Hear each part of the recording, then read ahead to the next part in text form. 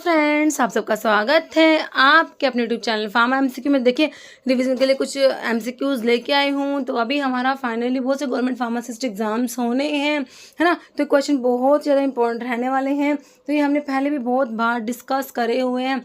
Okay, तो भाई देखो, जैसे कि आपके रेलवे का एग्जाम होना है, आपका में फार्मासिस्ट का एग्जाम है, और जितने भी गवर्नमेंट फार्मासिस्ट के एग्जाम्स हैं उनके लिए वीडियो बहुत ही इंपॉर्टेंट रहने वाला है।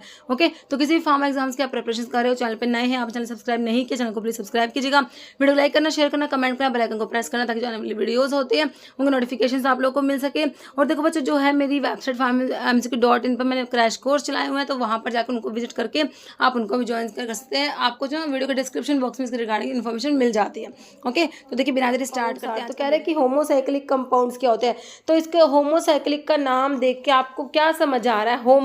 होमो का मतलब सेम हो गया, साइक्लिक का मतलब एक साइकिल है, मतलब कि क्लोज्ड कंपाउंड आपको समझ आ रहा है। जैसे कि भाई कोई साइक्लिक कंपाउंड है, या तो 3 कार्बन का, 4 कार्बन का, मतलब कि है ना, इस टाइप से। मतलब एक साइक्लिक एक क्लोज्ड कंपाउंड आपको होमो साइक्लिक से समझ आ रहा है कि एक टाइप का क्या होगा, ये क्लोज्ड कंपाउंड। क्योंकि आपको जब ऑर्गेनिक कंपाउंड्स पढ़ते हो बच्चों, तो उसमें आपके क्या होते हैं, एक तो ओपन चेन कंपाउंड्स होते हैं, जैसे कि आपका CS3, CS2, CS3, ये इस टाइप के कंपाउंड्स होते हैं आपके। ये क्या होते हैं, हमारे ओपन चेन कंपाउंड्स होते हैं, है ना। ये ओपन चेन कंपाउंड्स होते हैं, इनको ना ए साइक्लिक, मतलब कि कोई साइकिल नहीं है इनमें, इन्हें आप ए साइक्लिक कंपाउंड भी कहते हो, और इनको ना एलिफैटिक कंपाउंड भी कहते हो। ये आपके होते हैं क्या, ये आपके होते हैं ओपन चेन कंपाउंड। फिर एक होते हैं closed chain compound. Closed chain compound ना हमारे साइक्लिक कंपाउंड होते हैं। क्लोज चेन कंपाउंड क्या होते हैं, साइक्लिक कंपाउंड होते हैं। अब जो क्लोज्ड चेन कंपाउंड होते हैं वो आपके होमोसाइक्लिक होते हैं, मतलब कि साइक्लिक कंपाउंड है लेकिन सेम एटम होगा। जैसे कि कार्बन कार्बन ही प्रेजेंट होंगे, साइक्लिक फॉर्म होगी, लेकिन सारे जो है इसमें कार्बन होंगे, कोई भी हेटेरो एटम प्रेजेंट नहीं होगा। तो ये होमोसाइक्लिक हो गए। क्लोज्ड चेन कंपाउंड की बात करें जो साइक्लिक होते हैं, होमोसाइक्लिक हो गए, या फिर इनको कार्बोसाइक्लिक भी बोलते हैं, क्योंकि कार्बन ही प्रेजेंट होता है ना, हमारे ऑर्गेनिक कंपाउंड्स में। फिर आपके दूसरे हेटेरोसाइक्लिक कंपाउंड होते हैं बच्चों। क्या होते हैं दूसरे, हेटेरोसाइक्लिक, जिसमें कोई भी हेटेरो एटम प्रेजेंट होगा। हेटेरो एटम में कौन से पढ़ते हो भाई, हमारा जो हेटेरो एटम होता है, नाइट्रोजन होता है, सल्फर होता है, ऑक्सीजन होता है, ये क्या है, हमारे हेटेरो एटम होते हैं। पूछ सकते हैं आपको ऑप्शन देके, इनमें से कौन सा हेटेरो एटम नहीं है। इन तीनों के साथ में कार्बन मिल जाएगा आपको ऑप्शन में, है ना। तो कार्बन नहीं है, बाकी नाइट्रोजन, सल्फर, ऑक्सीजन हमारे हेटेरो एटम होते हैं। तो क्लोज्ड चेन कंपाउंड में बच्चों होमोसाइक्लिक होता है, जिसमें सिर्फ कार्बन होंगे, और आपके जो होते हैं हेटेरोसाइक्लिक होते हैं, जिसमें कार्बन के अलावा कोई हेटेरो एटम प्रेजेंट होगा। अब जो होमोसाइक्लिक है, जिसमें सिर्फ कार्बन है, वो या तो एरोमेटिक हो सकते हैं, जैसे कि आपकी बेंजीन होती है, एरोमेटिक होते हैं, और एक आपके होते हैं एलिसाइक्लिक हो सकते हैं, जैसे कि साइक्लोप्रोपेन हो गया ना, जैसे साइक्लोप्रोपेन हो गया, साइक्लोब्यूटेन हो गया, ये आपके एलिसाइक्लिक कंपाउंड्स होते हैं। ठीक है, तो थोड़ा सा मैंने आपको ब्रीफ बताने की कोशिश करी ये कंपाउंड्स के बारे में, क्योंकि इस टाइप का क्वेश्चन हमारे प्रीवियस पेपर में आया हुआ था ना, तो इस करके तो इस टाइप के जो टॉपिक्स है ना, छोटे छोटे टॉपिक्स बना के भी मैं इस प्लेलिस्ट में ऐड कर दूंगी, ताकि आपका मतलब एक तरीके से कंसेप्ट जो है यहाँ से क्लियर हो सके। ओके, तो देखो होमोसाइक्लिक कंपाउंड्स आपसे पूछा है, तो होमोसाइक्लिक में मैंने आपको बताया कि भाई क्लोज्ड चेन कंपाउंड्स होंगे ये, और होमो का मतलब कि सेम, इनमें ना सिर्फ कार्बन की ही चेन होगी। मतलब कि ये जो होमोसाइक्लिक कंपाउंड्स जो होते हैं, इनमें क्या होगा, रिंग में सिर्फ और सिर्फ क्या, कार्बन प्रेजेंट होगा। हेटेरोसाइक्लिक में कार्बन के अलावा दूसरा hetero atom oxygen, sulphur, nitrogen present होगा। मैंने आपको बता दिया। होमोसाइक्लिक का देखिए ओपन चेन कंपाउंड तो आपके कैसे होते हैं, वो तो वो साइक्लिक कहाँ होते हैं, ओपन चेन कंपाउंड को तो आप ए साइक्लिक भी बोलते हो। क्या बोलते हो, ए साइक्लिक, इनमें तो कोई साइकिल नहीं होती भाई। ओपन चेन में जैसे CS3, CS2, CS3, CS2, मतलब कि जो ये जैसे इसमें से 4 कार्बन वाला बना लो, 5 कार्बन, मतलब ये जो ओपन चेन होते हैं ये आपके होते हैं ओपन चेन, तो होमोसाइक्लिक नहीं हो, कट जाएगा। ए साइक्लिक तो ओपन चेन को ही बोलते हो, एलिफैटिक भी ओपन चेन को ही बोलते हो। बचा क्या, साइक्लिक कंपाउंड। होमोसाइक्लिक कंपाउंड्स जो होते हैं ये ऑप्शन डी, साइक्लिक कंपाउंड भी इनको कहोगे, क्योंकि जो हमारे क्लोज्ड चेन, दो टाइप के बताए, ओपन चेन और closed chain. Closed chain compound को ही क्या बोलते हो, साइक्लिक कंपाउंड बोलते हो। और साइक्लिक में ही तो आपके क्लोज्ड चेन कंपाउंड में 2 टाइप के आते हैं, होमोसाइक्लिक और आपका हेटेरोसाइक्लिक। तो होमोसाइक्लिक कंपाउंड हमारे ऑप्शन डी बिल्कुल सिंपल हो गया, साइक्लिक कंपाउंड होते हैं। मेरे हिसाब से आपको समझ आ चुका। जैसे 5 membered ring is present in, तो भाई देखो 3 मेंबर्ड रिंग, 4 मेंबर्ड रिंग, 5 और 6 मेंबर्ड रिंग के थोड़े से नाम आपको पता होने चाहिए, है ना।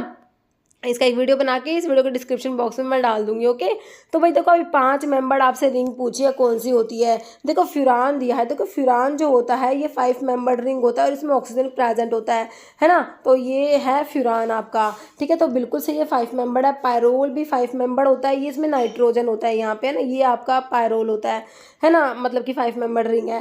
थायोफिन में ना यहाँ पर सल्फर होता है, ये हो गया आपका थायोफिन। तो ये भी 5 मेंबर है। तो ये तीनों ही 5 मेंबर रिंग है। भाई ऐसे पूछ लेंगे 5 membered ring containing oxygen atom, तो फ्यूरान होता है, नाइट्रोजन वाला पायरोल, और थायोफिन में सल्फर है। थाया वर्ड ही सल्फर के लिए यूज होता है बच्चों, आपको पता ही है। तो थोड़ा सा क्वेश्चन इस टाइप से भी पूछ सकते हैं, क्वेश्चन का कुछ नहीं पता होता है ना। नेक्स्ट है general formula for alkyne, alkane, alkene, alkyne पढ़े हैं। तो एल्काइन का जनरल फॉर्मूला पूछा है। भाई देखो एल्केन जो होते हैं ना हमारे, एल्केन का जनरल फॉर्मूला CnH2n+2 होता है। जैसे कि हम मीथेन बनाते हैं, अगर C1 होगा तो आपका H कितना होगा, मतलब यहाँ 1 रखो, 2 + 2 4, CH4 है ना। अगर कार्बन 1 है, एक कार्बन वाला मीथेन हो गया, 2 वाले के लिए इथेन होता है, फिर प्रोपेन, ब्यूटेन, वो सब आप थोड़ा सा इतना पता होना चाहिए, बेसिक सा केमिस्ट्री का, है ना। ठीक है, तो जनरल फॉर्मूला फॉर एल्काइन पूछे तो एल्केन का हो गया। उसके बाद एक एल्कीन होते हैं, फिर एल्काइन होता है। अगर हम कहें एल्कीन का CnH2n हो जाएगा एल्कीन का। और एल्काइन की बात करोगे बच्चों तो CnH2n-2 होगा मेरे बच्चों। तो आंसर देखो इसमें ऑप्शन में, option A CnH2n-2, option A हो जाएगा बच्चों बिल्कुल। General formula of alkyne CnH2n-2 होता है, ऑप्शन ए बिल्कुल सही हो जाएगा।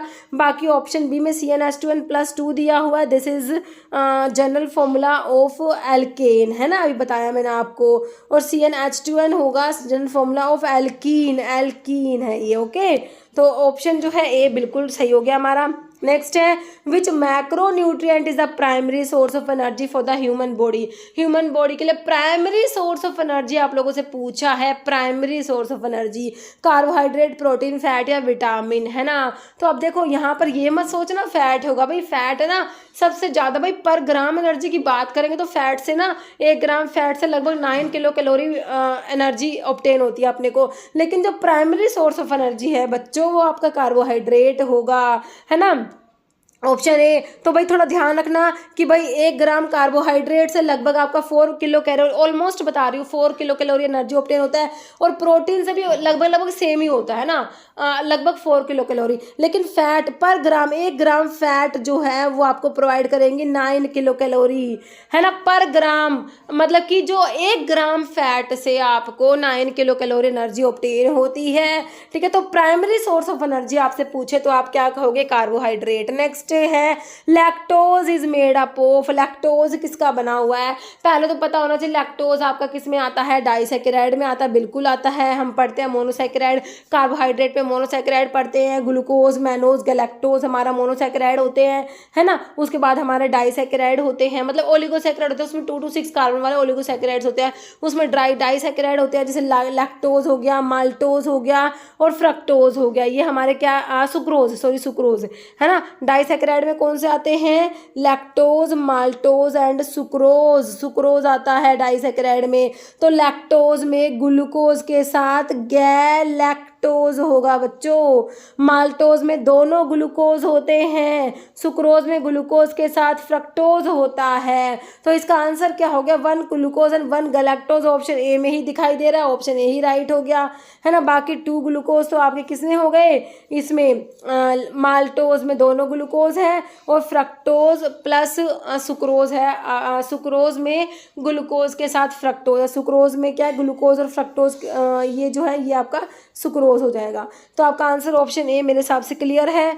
नेक्स्ट है विटामिन कंटेनिंग स्टीरॉयडल मोइटी। भाई ऐसे मतलब कि जो स्टीरॉयडल होता है ना वो, जैसे कि कौन सा विटामिन स्टीरॉयडल है, एक आपका आता है कौन सा पोटाशियम स्पैरिंग डाययूरेटिक, मतलब कि डाययूरेटिक कौन सा स्टीरॉयडल है ना। और एक आपकी एंटीबायोटिक में भी आई थिंक एक वो पढ़ते हो आप, फ्यूसिटिक एसिड होता है, वो भी स्टीरॉयडल होता है ना। थोड़ा सा ये इंपॉर्टेंट बन जाता है, कौन सा विटामिन है जो स्टीरॉयडल है, तो ये थोड़ा सा ध्यान रखना। ऑप्शंस देख लो इसके क्या क्या हैं। विटामिन डी है, विटामिन ए, विटामिन ई या विटामिन B12। तो विटामिन जो स्टीरॉयडल होता है हमारा, विटामिन डी जो होता है स्टीरॉयडल होता है ना। विटामिन डी कैल्शियम और फॉस्फोरस के एब्जॉर्प्शन में हेल्प करता है। विटामिन की डेफिशिएंसी से चिल्ड्रन में रिकेट्स हो जाएगा, अडल्ट्स में ऑस्टियोमलेशिया हो जाएगा, है ना। विटामिन डी हो जाएगा जो स्टीरॉयडल होता है। और विटामिन ए आपको पता है नाइट ब्लाइंडनेस कोज करा देता है, बाइटोट स्पॉट हो जाता है विटामिन की डेफिशिएंसी से। विटामिन ई जो है ये टोकोफेरोल डेरिवेटिव होता है, क्रोमिन रिंग होती है ई में, B12 साइनोकोबालामिन होता है। विटामिन का बहुत ही बढ़िया वीडियो बनाया हुआ है भाई बच्चों, वो वीडियो देख लेना, है ना। ऑप्शन ए हो गया। नेक्स्ट है which vitamin is also called retinol. तो रेटिनोल अभी बताया, विटामिन ए को ही तो बोलते हो रेटिनोल, ऑप्शन ए। नेक्स्ट है प्रोटीन्स आर पॉलीमर ऑफ। तो प्रोटीन्स किसके पॉलीमर है भाई, पॉलीमर है ये तो, इनका मोनोमर यूनिट कौन सा है, किससे मिलके आपके प्रोटीन बनते हैं, किससे मिलके बने होते हैं, मोनोमर यूनिट बताना है। तो अमीनो एसिड से मिलके बने होते हैं हमारे प्रोटीन्स, तो किससे, ऑप्शन डी, अमीनो एसिड से मिलके बनते हैं हमारे प्रोटीन्स, है ना। अमीनो एसिड के बीच में हमने पढ़ा हुआ है कि इसमें पेप्टाइड बॉन्ड होता है, CONH, है ना। तो ये हमारा कौन सा बॉन्ड होता है, पेप्टाइड बॉन्ड, जिसको अमाइड बॉन्ड भी कहा जाता है, अमीनो एसिड के बीच में होता है। तो proteins are the polymer of amino acid, amino acid से मिलके बने होते हैं हमारे प्रोटीन्स, ऑप्शन डी। नेक्स्ट है study of therapeutic use and effect of drug, है ना। तो ड्रग का थेरेप्यूटिक यूज है, ड्रग का इफेक्ट है, इसकी स्टडी को क्या बोलेंगे भाई, फार्माकोकाइनेटिक या फार्माकोडायनेमिक। तो फार्माकोलॉजी जो होता है उसकी दो ब्रांचेज, हम फार्माकोकाइनेटिक फार्माकोडायनेमिक पढ़ते हैं। फार्माकोकाइनेटिक में तो आप ADME की स्टडी पढ़ते हो, absorption distribution metabolism and excretion की स्टडी, है ना। और pharmacodynamic what drug does to the body, तो ड्रग का जो मैकेनिज्म ऑफ एक्शन वो आपका फार्माकोडायनेमिक में आएगा। लेकिन कह रहा है study of therapeutic use and effect of drug, तो ये हमारा फार्माकोथेरेप्यूटिक्स में पढ़ते हो, थेरेप्यूटिक यूज, है ना, ऑप्शन सी हो जाएगा। नेक्स्ट है magic remedies does not include. तो आप drug and magic remedies act जब पढ़ते हो ना तो उसमें आता है भाई मैजिक रेमेडीज कौन कौन सी होती है, तो वहाँ से क्वेश्चन है। तो मैजिक रेमेडीज में क्या नहीं आता भाई, तलिस्मा, मंत्र, कवच, ये सारे मैजिक रेमेडीज में आते हैं। डज नॉट इंक्लूड में any notice, circular, label, rappers, ये सारी आपकी क्या एडवर्टीजमेंट में आती है ना। तो ऑप्शन डी हो जाएगा। नेक्स्ट है फुल फॉर्म ऑफ IAEC का फुल फॉर्म आप लोगों ने बताना है। तो इसका देखो इंस्टीट्यूशनल है तीनों ऑप्शन में, तीनों में ही एनिमल है ना। तो इथिक्स कमिटी, ऑप्शन ए वाला हो जाएगा। कॉरपोरेशन नहीं होता या एनटाइटल नहीं होता, ऑप्शन नहीं होगा, इंस्टीट्यूशनल एनिमल इथिक्स कमेटी होता है।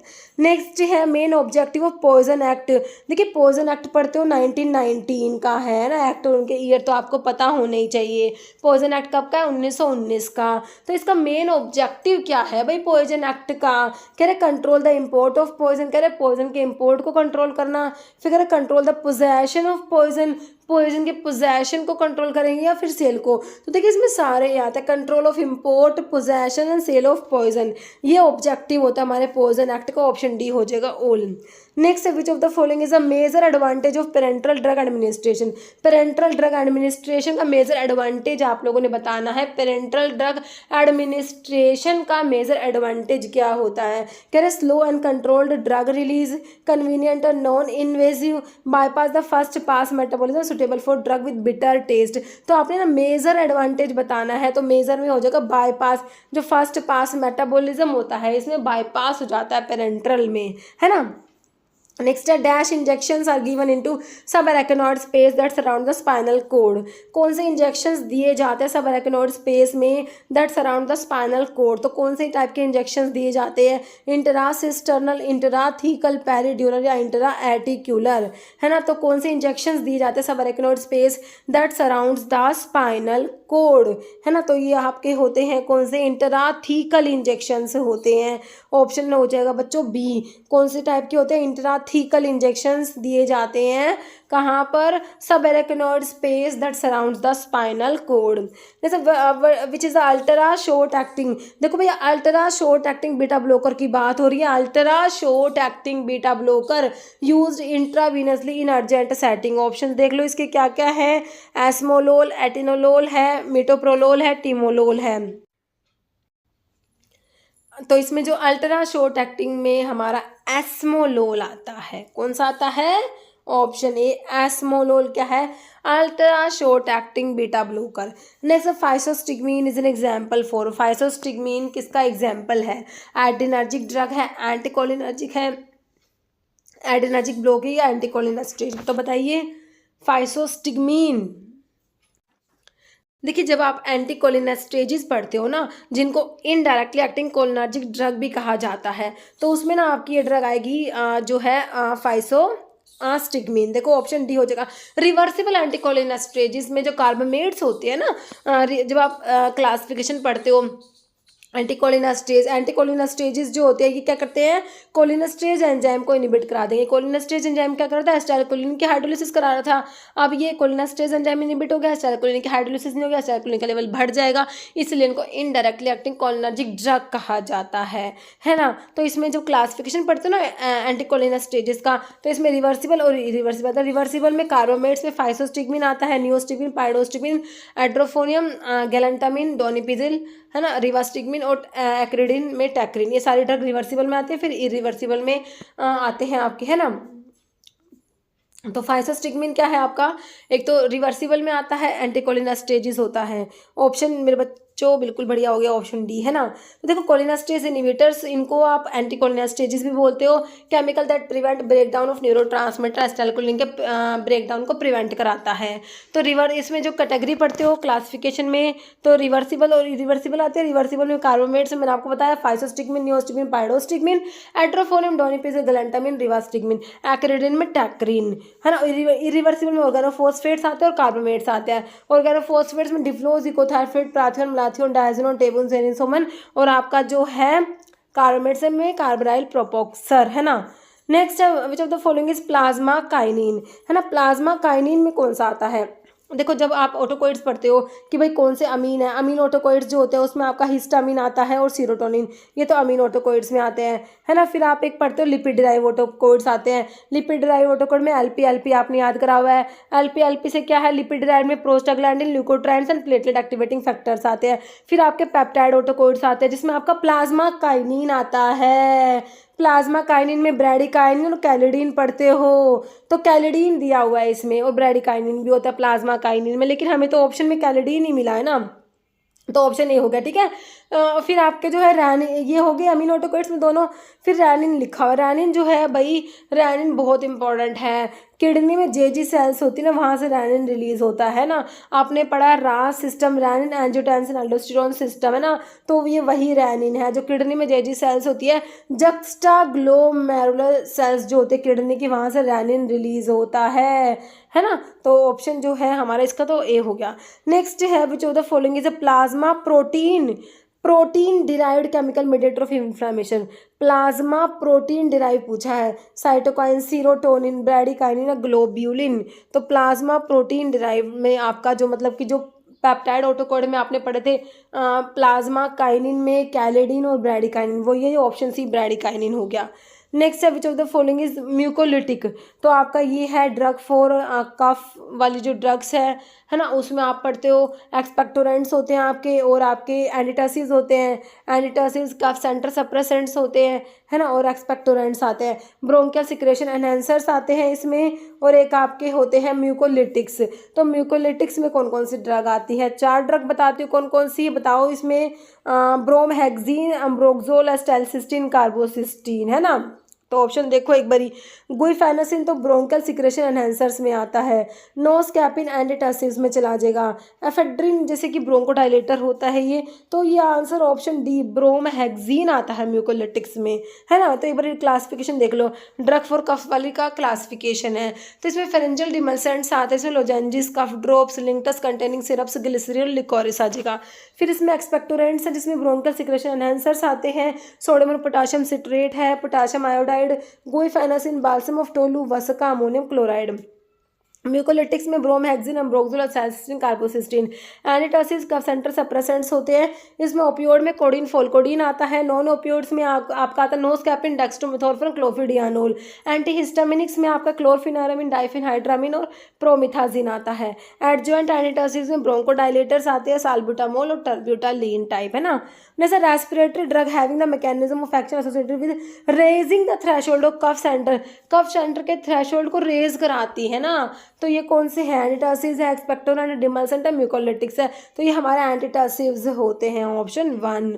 नेक्स्ट है which hypoglycaemic agent work by increasing insulin sensitivity in the peripheral tissue, में इंसुलिन की सेंसिटिविटी को इंक्रीज कराते हैं।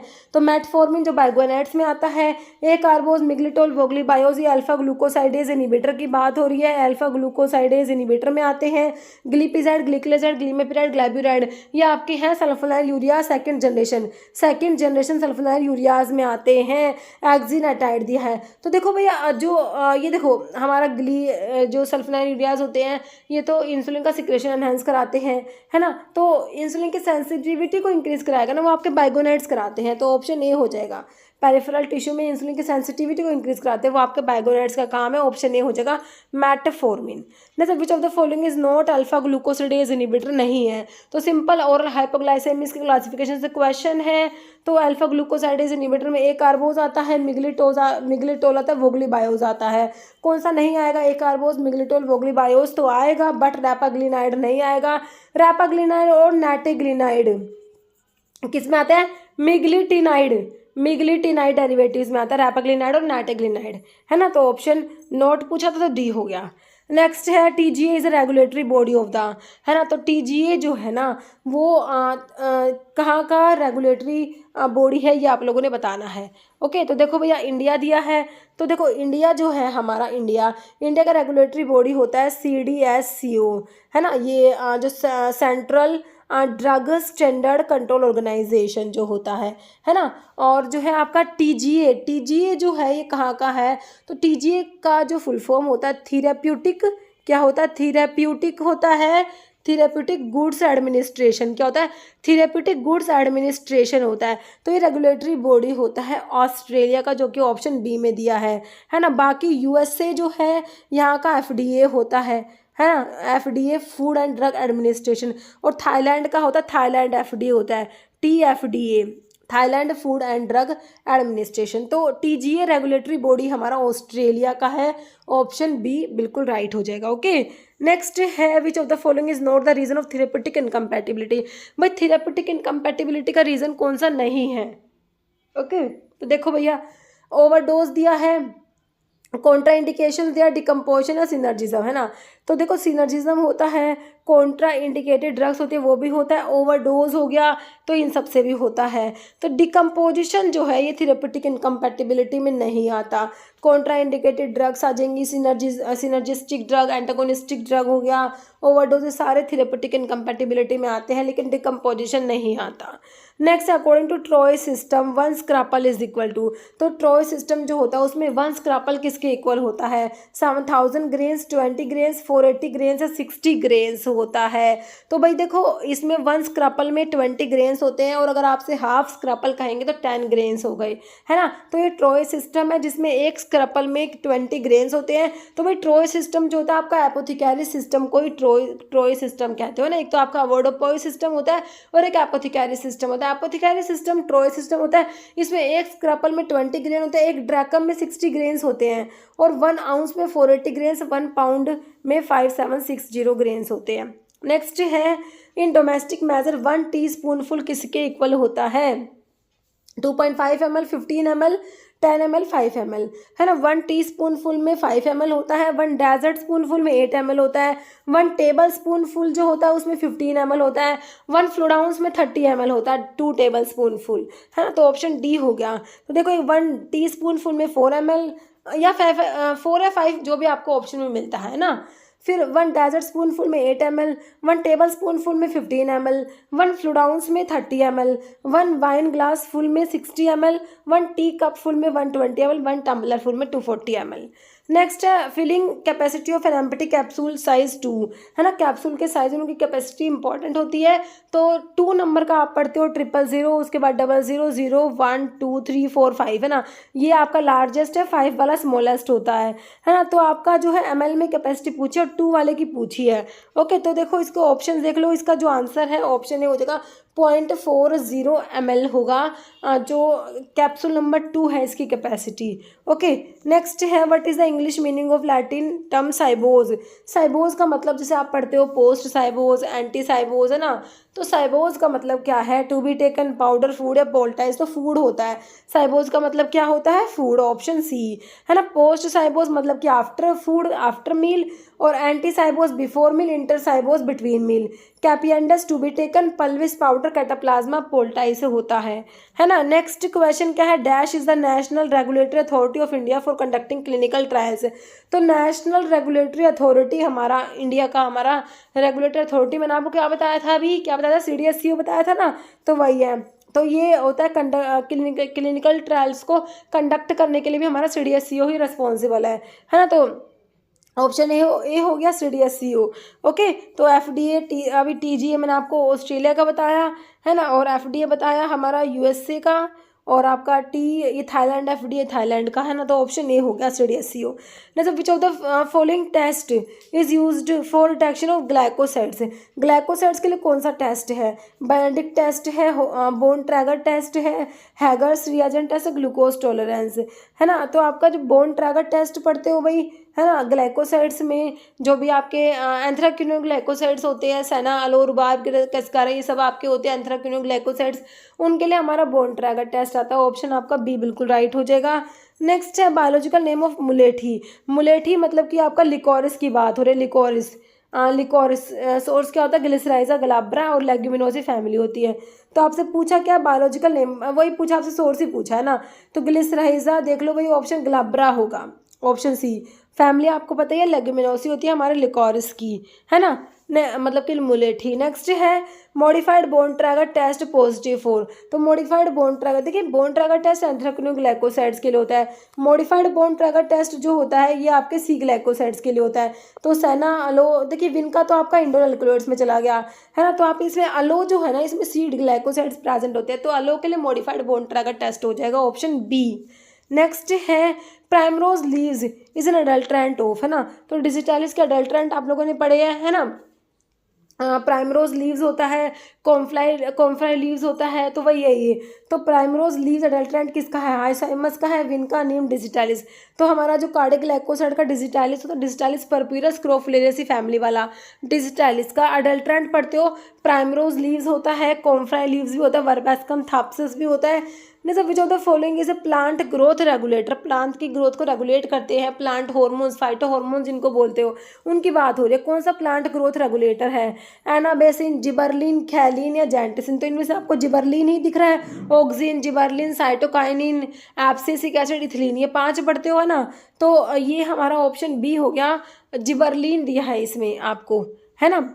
नेक्स्ट है ring present in niacin. Niacin जो होता है हमारा विटामिन B3 जो नाइसिन होता है ना, नाइसिन है निकोटिनिक एसिड, और इसकी अमाइड फॉर्म निकोटिनामाइड होती है ना। तो रिंग कौन सी प्रेजेंट है भाई, इसमें ना आपकी पायरिडीन रिंग प्रेजेंट होती है, जिसमें कि एक हेटेरो एटम प्रेजेंट होता है आपका नाइट्रोजन, ये आपकी होती है पायरिडीन रिंग। कौन सी रिंग है, पायरिडीन रिंग है, पायरिडीन रिंग प्रेजेंट होती है आपके नायसिन में, है ना। तो नायसिन है निकोटिनिक एसिड, तो ये तो आपकी पायरिडीन रिंग होती है ना। और इसमें जब यहाँ पर COOH लग जाएगा तो ये निकोटिनिक एसिड बन जाएगा। निकोटिनामाइड इसकी अमाइड फॉर्म बना दो, CONS2, ये निकोटिनामाइड बन जाएगा, है ना। तो इसमें भाई आपका आंसर देख लो, ऑप्शन मेरे हिसाब से कहाँ दे रखा है, ऑप्शन ए में दे रखा है पायरिडीन रिंग, है ना। तो ऑप्शन ए सही हो गया। ओके, फ्यूरान रिंग तो 5 मेंबर्ड रिंग है जिसमें oxygen as a heteroatom present होता है। 5 मेंबर्ड रिंग जिसमें ऑक्सीजन होगा वो आपका हो जाएगा क्या, फ्यूरान। जैसे कि फ्यूरान रिंग आपका, जैसे कि रेनिटिडीन, है ना, रेनिटिडीन में फ्यूरान रिंग है, जो S2 रिसेप्टर एंटागनिस्ट रेनिटिडीन है उसमें फ्यूरान रिंग होता है। ओके, और आपका फ्यूरोसिमाइड में भी होता है ना, प्यूरिन दिया है, बाकी पायराजीन। तो आंसर हो गया ऑप्शन ए। जैसे रेसिप्रोकल ऑफ वेवलेंथ, भाई वेवलेंथ होता है, इसको लैम्डा से डिनोट करते हो ना, वेवलेंथ का ऐसा यूनिट आपका मीटर होता है, ठीक है। तो रेसिप्रोकल ऑफ वेवलेंथ, वेवलेंथ का रेसिप्रोकल क्या होता है वो बताना है। भाई वेवलेंथ जो होता है ना, भाई वेवलेंथ होता है आपका दो क्रस्ट या दो ट्रफ के बीच का डिस्टेंस, है ना। ये दो क्रस्ट है, इनके बीच का डिस्टेंस ले लो, या फिर लैम्डा है ये, या फिर दो ट्रफ के बीच का डिस्टेंस, ये आपका वेवलेंथ होता है ना। वेव नंबर क्या होता है भाई, 1 सेंटीमीटर जो मतलब मान लीजिए आपका 1 सेंटीमीटर एरिया, इसमें से कितनी वेव्स पास होंगी, इसको वेव नंबर कहते हैं, है ना। तो देखो भैया, इसमें जो है आपका रेसिप्रोकल कर दो वेवलेंथ का, वो वेव नंबर निकल के आ जाएगा, है ना। रेसिप्रोकल ऑफ वेवलेंथ हमारा वेव नंबर होता है ना। ऑप्शन ए हो गया, wave number is the reciprocal of wavelength. ठीक है, समझ आ गया मेरे हिसाब से आपको option A. Next sir, synonym for Indian squeal, squeal है इंडियन स्क्वील, है ना, उसकी बात हो रही है। तो एरो पॉइजन है, सी अनियन, लिकोरिस रूट या यैम, है ना। तो आपका सी अनियन जंगली प्याज होता है, ऑप्शन बी हो जाएगा। देखिए स्क्वील के बारे में लिखा है, स्क्वील का सिनोनिम जो स्क्वील को अर्जीनिया बोलते हैं, तो जो सिनोनिम है जंगली प्याज है, सी अनियन, सिलाबी होता है। बायोलॉजिकल सोर्स में आपका जो इंडियन स्क्वील है, इसका सोर्स क्या है, अर्जीनिया consist of dried slice of the bulb of अर्जीनिया indica. Indian squeal अर्जीनिया indica Liliaceae family, और यूरोपियन स्क्वील होते हैं अर्जीनिया मैरिटिमा फैमिली, वही लिलियेसी हो जाएगी। और स्क्वील में जो है कैल्शियम ऑक्सिलेट के एसिकुलर रेफाइड्स प्रेजेंट होते हैं, raphides of calcium oxalate are present in squill. Scillarin A और सिलेरिन बी भी प्रेजेंट होते हैं स्क्वील में। स्क्वील आपकी कार्डियोग्लाइकोसाइड्स में आते, कार्डियोटोनिक होती है स्क्वील। जैसे हैमर मिल का प्रिंसिपल आप लोगों से पूछा है, कटिंग तो कटर मिल में होता है, इम्पैक्ट डिसइंटीग्रेटर में होता है इम्पैक्ट, है ना, और हैमर मिल में भी तो इम्पैक्ट ही होता है, ऑप्शन बी हो जाएगा, है ना। बाकी कंप्रेशन और एट्रिशन दिया, आंसर इज ऑप्शन बी। तो एक बार मिल के बारे में पढ़ लो। भाई देखो कटर मिल में का प्रिंसिपल क्या है, कटिंग है। इसका प्रोडक्ट साइज 20 to 80 मैश होता है। किसके लिए यूज़ करोगे, fibrous crude animal and vegetable drugs के लिए यूज़ करेंगे, और नहीं यूज़ करेंगे फ्राइबल मटेरियल्स के लिए। रोलर मिल का प्रिंसिपल कंप्रेशन होता है। इसका प्रोडक्ट साइज 20 to 200 मैश होता है। रोलर मिल को यूज़ करोगे सॉफ्ट मटेरियल के लिए, and roller mill is not use for abrasive materials. Hammer mill का प्रिंसिपल है impact. Product size 4 to 325 mesh होता है।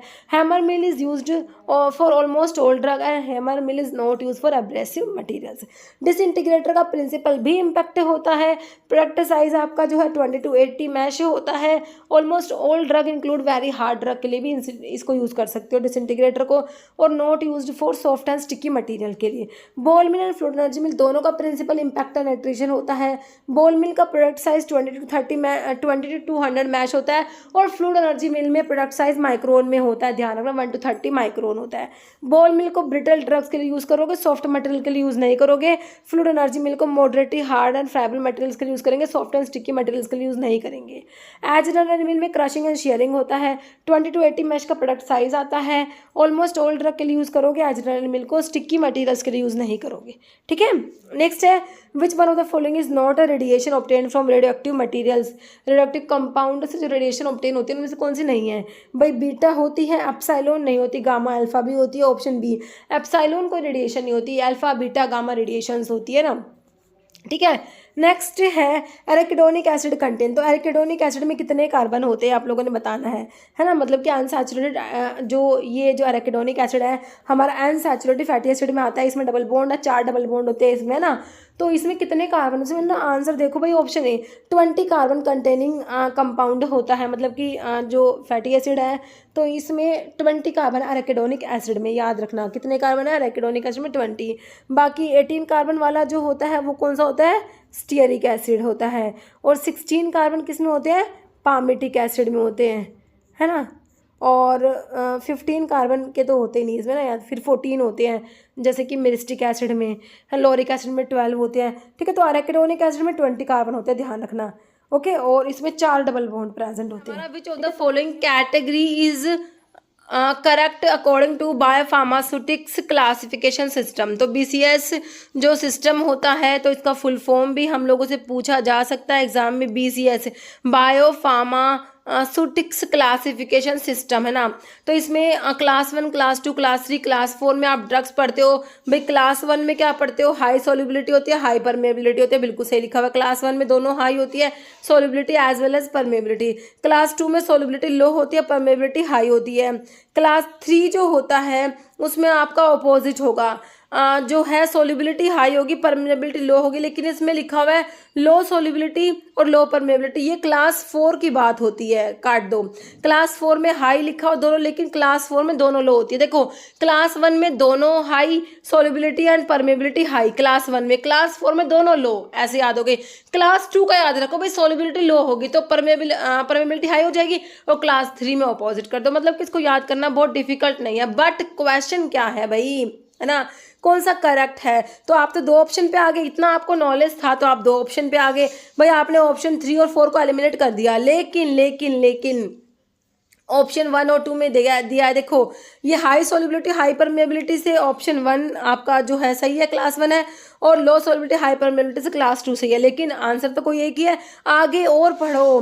क्लास 1 में कह रहा है जनरली मॉडरेटली एब्जॉर्ब कंपाउंड्स होते हैं। जनरली इसमें मॉडरेटली एब्जॉर्ब कंपाउंड कैसे होंगे, जब सोलिबिलिटी हाई है, परमेबिलिटी हाई है, तो ये मॉडरेटली नहीं, इनका तो एब्जॉर्प्शन काफ़ी अच्छा होगा ना। तो ये ना फर्स्ट वाली बात गलत लिखी हुई है, मॉडरेटली एब्जॉर्ब कंपाउंड नहीं आते क्लास 1 में। बाकी क्लास 2 के बारे में लिखा है exhibit dissolution rate limiting absorption, क्योंकि इनकी सोलिबिलिटी कम है तो इनमें रेट लिमिटिंग फैक्टर डिसोल्यूशन होगा। तो ये सही लिखा हुआ है भाई ऑप्शन बी वाला, है ना। तो आपके चारों ऑप्शन में ना आपका राइट आंसर क्या हो गया, ऑप्शन बी हो गया, क्योंकि आपने ना करेक्ट स्टेटमेंट बताना था कि BCS के बारे में करेक्ट कौन सा है। तो ऑप्शन बी मेरे हिसाब से मेरे बच्चों को क्लियर हो चुका है। तो एक बार पढ़ लो इसके बारे में, इतना तो आपको पता भी क्या हाई होगा क्या लो होगा ना। थोड़ा सा एक्स्ट्रा पॉइंट और देखो बायोफार्मास्यूटिकल क्लासिफिकेशन सिस्टम में क्या करते हैं, it is a system to differentiate drug on the basis of their solubility and permeability के बेसिस पे डिफरेंशिएट किया जाता है ड्रग्स को। तो ये भी क्वेश्चन पूछ लिया एग्जाम में कि BCS में जो आप ड्रग्स क्लास 1, क्लास 2, क्लास 3 बोलते हो, तो ये किस पे बेस्ड है, किसके अकॉर्डिंग आप लोग जो है क्लास 1, क्लास 2, क्लास 3, क्लास 4 बोलते हो। तो सॉल्युबिलिटी और परमेबिलिटी, है ना। तो क्लास 1 जो है उसमें क्या होता है, दोनों हाई, मैंने आपको बताया solubility as well as permeability high होगी क्लास 1 के लिए, है ना। तो एग्जाम्पल भी कई बार एग्जाम में देखो आ जाता है, तो एग्जाम्पल भी आपको पता होने चाहिए। मीटोप्रोलोल हो गया, पैरासीटामोल हो गया, बस्पिरोन हो गया, ketorolac, chlorpheniramine, these are class 1 drugs, है ना। These compounds as well as absorbed and their absorption rate is usually higher. ये कह रहे हैं वेल एब्जॉर्प्शन होता है इनका एब्जॉर्प्शन रेट हाई होता है एक्सक्रीशन रेट से, है ना। तो इनमें काफ़ी अच्छा एब्जॉर्प्शन होता है क्लास 1 में। क्लास 2 में देखो मैंने बताया था सोलिबिलिटी लो होगी, परमेबिलिटी हाई होगी, है ना। तो इसकी एग्जांपल देख लो भाई, ग्लेवन क्लेमाइड हो गया, बाइकैल्यूटामाइड हो गया, एजिटिमाइब हो गया, एसिक्लोफिनैक हो गया, अमोक्सिसिलिन हो गया, एमाइलोराइड हो गया, एसिक्लोवीर हो गया। तो इसमें क्लास 2 में डिसोल्यूशन रेट लिमिटेड एब्जॉर्प्शन होता है, क्योंकि इनकी सॉल्युबिलिटी लो होती है बच्चों, इसलिए इसमें क्या होता है, डिसोल्यूशन रेट लिमिटिंग एब्जॉर्प्शन होता है। क्लास 3 में क्या करना है आपने, सॉल्युबिलिटी हाई कर दोगे, परमेबिलिटी लो कर दोगे। इसके एग्जांपल्स में सिमेट्रिडीन, अटोरवास्टैटिन, एमियोडेरोन, एजिथ्रोमाइसिन आ जाएगा। इसमें परमेबिलिटी लिमिटेड एब्जॉर्प्शन होता है, क्योंकि इनकी परमेबिलिटी लो है, तो क्या होगा, परमेबिलिटी लिमिटेड एब्जॉर्प्शन होता है क्लास 3 में। ओके, क्लास 4 में तो दोनों ही लो है ना, solubility as well as permeability दोनों लो होते हैं। एग्जाम्पल में बाइफोनाजोल लिखा हुआ है, दो कंपाउंड्स है, इनकी क्या पुअर बायो अवेलेबिलिटी होती है, इनकी बायो अवेलेबिलिटी क्या होती है, पुअर होती है। Usually they are not well, ये अब्जॉर्ब नहीं होते, और the intestinal mucosa and high variability is expected, है ना, क्योंकि इनका तो दोनों ही लो है। जो है आपका सोलिबिलिटी भी लो है, परमेबिलिटी भी लो है। तो ये क्वेश्चन मेरे हिसाब से क्लियर है। नेक्स्ट है, match the class and the alkaloid given below. तो आपको ना एल्कलॉइड दी है, उनकी क्लास दी हुई है, तो आपने ना मैच करना है ना। तो देखो ट्रोपेन एल्कलॉइड्स में आपको भाई देखो इसमें से कौन सी ड्रग होगी। ट्रोपेन एल्कलॉइड्स में बेलाडोना, धतूरा, स्ट्रामोनियम, हाइसामस, डुबोइसिस सब पढ़ते हो। तो इसमें ना केमिकल कॉन्स्टिट्यूएंट दिया है आपको, है ना। देखो रिजर्पिन दिया है, तो रिजर्पिन आपको पता है रोवोल्फिया का रिजर्पिन है, तो आपको पता है ये हमारा रोवोल्फिया तो इंडोल एल्कलॉइड है, तो रिजर्पिन में तो इंडोल रिंग होगा, है ना। स्कोपोलामिन आपका ये ट्रोपेन एल्कलॉइड्स में आ जाएगा, है ना। और कोडीन किस में आ जाएगा, कोडीन इसमें देखो ये फिनेंथ्रीन में आ जाएगा। सिनकोनिन क्विनोलिन में आ जाएगा, है ना। तो आप पहले देखो, आपने देखा था रिजर्पिन इंडोल में, तो पी का मतलब कि इंडोल 2, मतलब 2 का पी कौन से ऑप्शन में, देखो अगर आपको पता था रिजर्पिन इंडोल एल्कलॉइड है तो आपका आंसर तो निकल के आ गया 2 का पी, जो कि ऑप्शन बी में मेरे बच्चों मिला है, बिल्कुल सही हो गया ना। तो देखो इतना मतलब कि जो इस टाइप के क्वेश्चंस होते हैं ना वो देखने में डिफिकल्ट लगते हैं, क्योंकि क्वेश्चन बहुत बड़ा होता है, बच्चा तो उसको देख के घबरा जाएगा, और उसमें उसी घबराहट में हम क्या करते हैं, क्वेश्चन गलत कर देते हैं। हमें आता है क्योंकि बिल्कुल सिंपल क्वेश्चन होते हैं ये, इस टाइप के क्वेश्चन सबसे ईजी होते हैं, बट वो देखने में बड़े होते हैं और सबसे ईजी होते हैं, है ना। अगर आपको एक ऑप्शन आता है तो आपका आंसर निकल जाएगा, अदरवाइज 2 ऑप्शन से तो आंसर 100% निकलता है ना। देखो आपको पता था रिजर्पिन इंडोल एल्कलॉइड से तो आपका आंसर निकल के आ गया। बाकी ये बिल्कुल इतना हमें पता ही है, ट्रोपेन एल्कलॉइड में स्कोपोलामिन आ जाएगा, क्विनोलिन में सिनकोनिन आ जाएगा, सिनकोनिन जो सिनकोना का सिनकोनिन है ना, सिनकोना और कैम्टोथिका मैंने आपको बता रखा है क्विनोलिन एल्कलॉइड्स में आती है।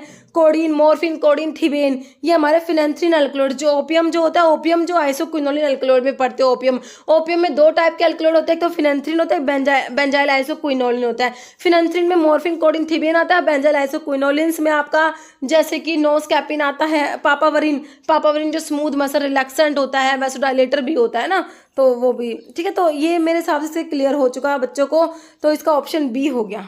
ओके, नेक्स्ट है एम ऑफ फार्माकोविजिलेंस। भाई फार्माकोविजिलेंस जो होता है ना, जिसमें आप क्या पढ़ते हो भाई, एडवर्स ड्रग रिएक्शंस, फार्माकोविजिलेंस में क्या होता है मेनली, जो एडवर्स ड्रग रिएक्शंस होते हैं उनको डिटेक्ट करना होता है, असेस करना होता है उनको, है ना। उसके लिए मतलब एडवर्स ड्रग रिएक्शंस के उसमें पढ़ते हो आप भाई, डिटेक्शन, असेसमेंट, प्रिवेंशन, है ना, ये सब एडवर्स ड्रग रिएक्शंस का। तो कह रहे इसका एम क्या है फार्माकोविजिलेंस का, कह रहे early detection of unknown adverse reaction and interaction, बिल्कुल सही है कि भाई जो एडवर्स रिएक्शन है, इंटरेक्शन है, उसका अर्ली डिटेक्शन हो, ये भी सही है। फिर detection of increase in frequency of adverse reaction जो है उसकी फ्रीक्वेंसी में क्या इंक्रीज है उसको डिटेक्ट करना। फिर provide information to health care professionals and patients, कह रहे इन्फॉर्मेशन प्रोवाइड करे हेल्थ केयर प्रोफेशनल्स को, पेशेंट्स को, to optimise safe and effective use of medicine. तो देखो ये भी सही लग रहा है, तो इसका ना आंसर तो मेरे हिसाब से ऑप्शन डी होना चाहिए बच्चों, क्योंकि सारी बातें सही लिखी हुई है, ऑप्शन डी है ना, तो बिल्कुल सही है। नेक्स्ट है आईपीएस नेम पूछा आपसे पैरासीटामोल का, तो भाई देखो आपको ना कुछ ड्रग्स हैं इंपॉर्टेंट होती है, उनका स्ट्रक्चर थोड़ा माइंड में होना चाहिए। अगर आपका स्ट्रक्चर माइंड में होता है ड्रग का तो आईपीएससी नेम बनाना बिल्कुल ईजी होता है, क्योंकि आपको 4 ऑप्शंस मिलते हैं, है ना। तो उसमें एलिमिनेशन मेथड से भी आप आंसर बना सकते हो, है ना। तो सबसे पहले तो आपको पैरासीटामोल जो पैरा अमीनोफिनोल डेरिवेटिव है ना, पैरा अमीनोफिनोल मतलब कि फिनोल डेरिवेटिव, तो आपका जो है ये इसमें पैरा अमीनो फिनोल, अगर ये यहाँ पर OH फिनोल बना दोगे, है ना, ठीक है, तो यहाँ पर पैरा अमीनो, यहाँ पर अमीनो ग्रुप है, ठीक है। तो अमीनो तो सिंपल अगर NH2 लिख दोगे तो पैरा अमीनो फिनोल हो जाएगा, लेकिन ये पैरा अमीनो फिनोल डेरिवेटिव है। यहाँ पर अमीनो ग्रुप का जो है यहाँ पर कुछ जो सब्स्टिट्यूशन होता है, मतलब NHCOCH3 ये होता है आपका पैरासीटामोल, है ना। तो पैरा पोजीशन पे ही है, मतलब कि 4 पोजीशन पे होगा जो भी होगा, है ना। तो सब में ही 4 दिया हुआ है, तो देखो इसमें इन्होंने इस तरीके से नाम लिखा N, मतलब कि देखो ये N नंबर पे आपका 4 हाइड्रोक्सीफिनाइल इन्होंने इस तरीके से बनाया है ना, 4 हाइड्रोक्सीफिनाइल है।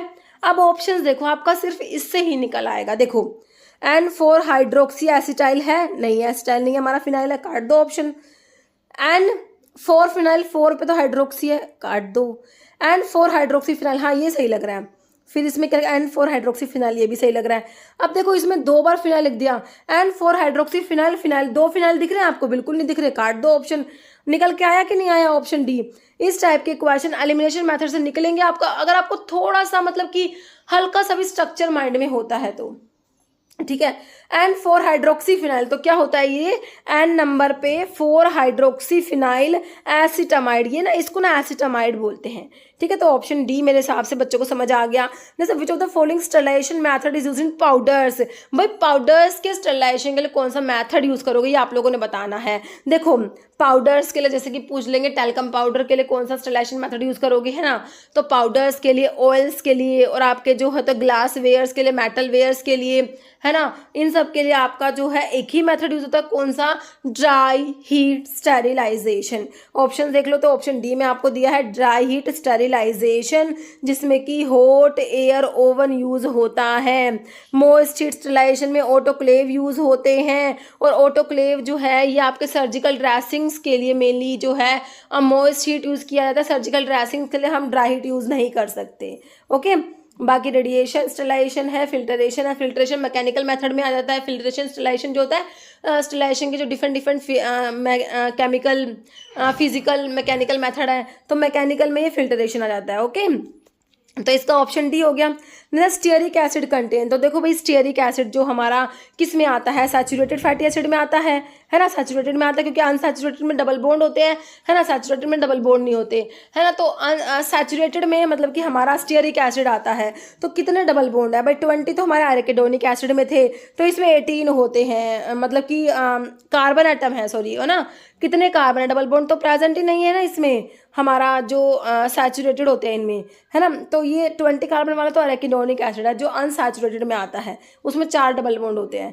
तो ये 18 कार्बन वाला स्टीयरिक एसिड में 18 कार्बन होते हैं। और 16 कार्बन वाला मैंने आपको क्या बताया था, 16 कार्बन वाला याद करो, पामिटिक एसिड बताया था। क्या बताया था, 16 कार्बन वाला पामिटिक एसिड, है ना। और 15 नहीं होते, बाकी 14 कार्बन वाला होता है मिरिस्टिक एसिड होता है, और 12 वाला लोरिक एसिड होता है ना।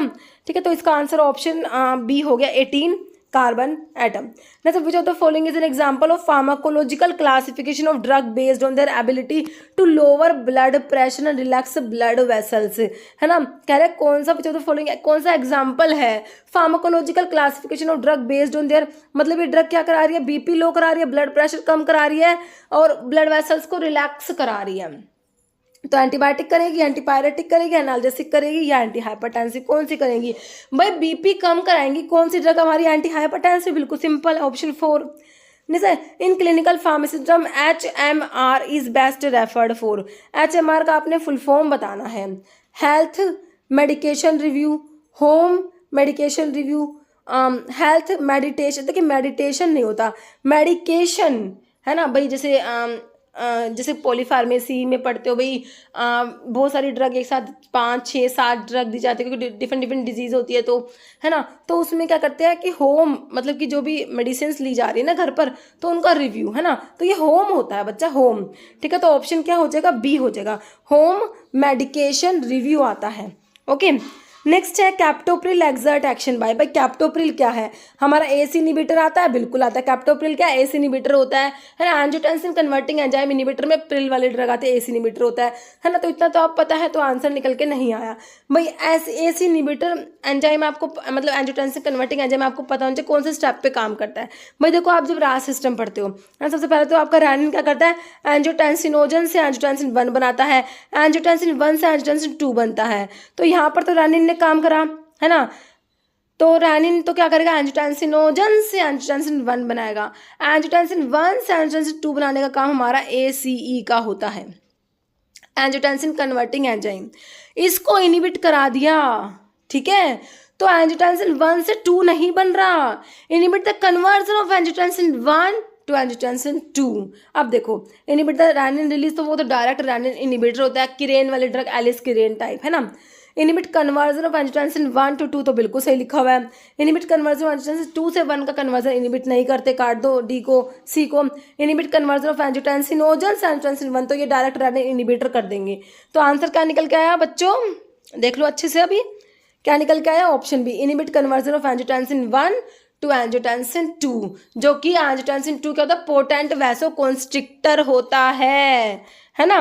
नेक्स्ट है ड्रग एडिक्शन, भाई ड्रग एडिक्शन है ना, मतलब कि एडिक्ट है, किसी भी तरीके से ड्रग लेनी है, कुछ भी करो, है ना, लेकिन मतलब कि ड्रग तो लेनी ही है, क्योंकि वो क्या है, एडिक्शन है ड्रग का। तो देखो compulsive drug use, regular use of drug, irregular, या taking high dose of drug, नहीं, ये होता है कंपल्सिव ड्रग यूज भाई, कंपल्शन है भाई, लेनी है, चाहे पैसे हो ना हो, कुछ हो, मतलब ड्रग तो चाहिए ही चाहिए, कैसे भी लो, है ना। कंपल्सिव यूज ऑफ ड्रग आता है ड्रग एडिक्शन में।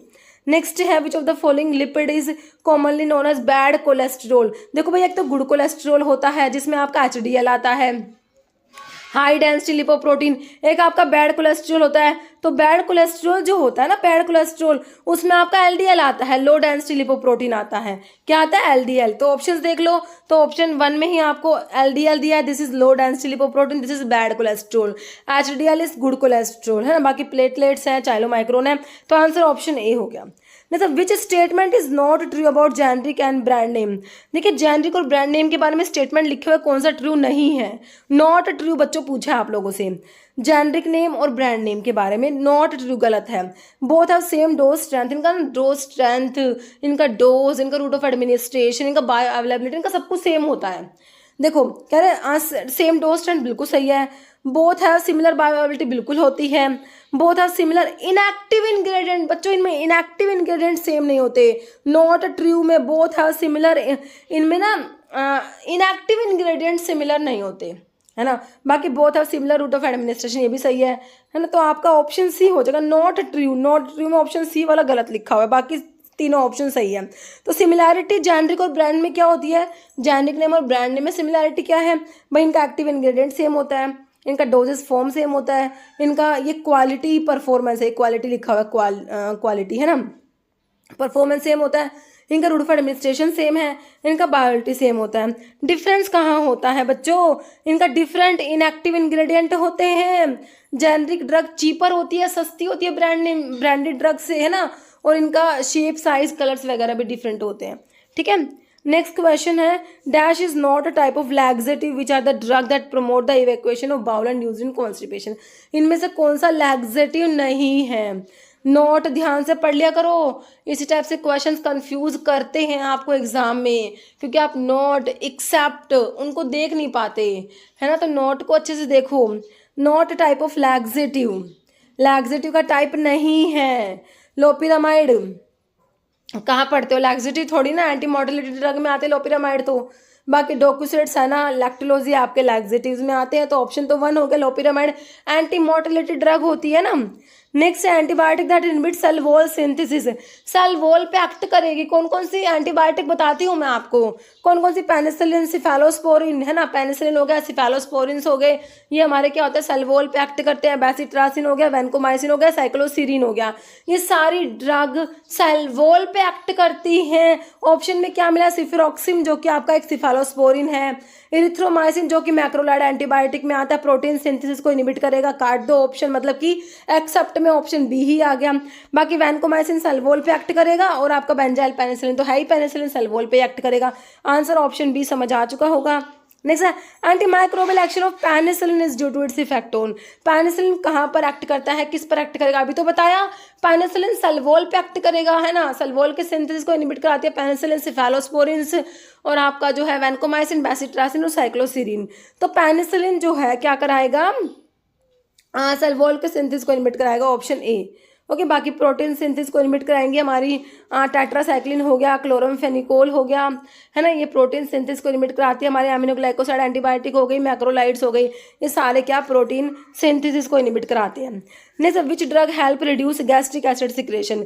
गैस्ट्रिक एसिड का सिक्रेशन कम कराएंगी। भाई जब आप ड्रग फॉर पेप्टिक अल्सर पढ़ते हो तो उसमें एक तो ड्रग आती है जो क्या करती है? एसिड को न्यूट्रलाइज करा देगी, जो आपके न्यूट्रलाइज कराती है। उसमें तो आपके एंटासिड्स आते हैं जो वीक बेस होते हैं ना, क्योंकि वो एसिड को न्यूट्रलाइज कराते हैं। एक आपकी ड्रग होती है जो एसिड का सिक्रेशन कम करा देती है ना। तो उसमें आपकी जैसे ऑप्शन देखो, क्लैरिथ्रोमाइसिन, मैग्नीशियम हाइड्रोक्साइड, सिमेटाडीन, सुक्राल्फेट। तो आपका सिमेटाडीन ऑप्शन 3 है। सिमेटाडीन क्या होता है? हमारा H2 ब्लोकर होता है, H2 रिसेप्टर ब्लोकर होता है, तो ये गैस्ट्रिक एसिड के सिक्रेशन को कम कराएगा। एक और बात सिमेटाडीन के बारे में, एंजाइम इनिबिटर होता है सिमेटाडीन, जाइनेकोमास्टिया कोज करा देता है सिमेटाडीन, है ना। और सिमेटाडीन में इमिडाजोल रिंग होता है, सारी बातें याद रखना। सिमेटाडीन में कौन सा रिंग प्रेजेंट है? इमिडाजोल रिंग प्रेजेंट है, ठीक है। तो ये सिमेटाडीन क्या करेगा?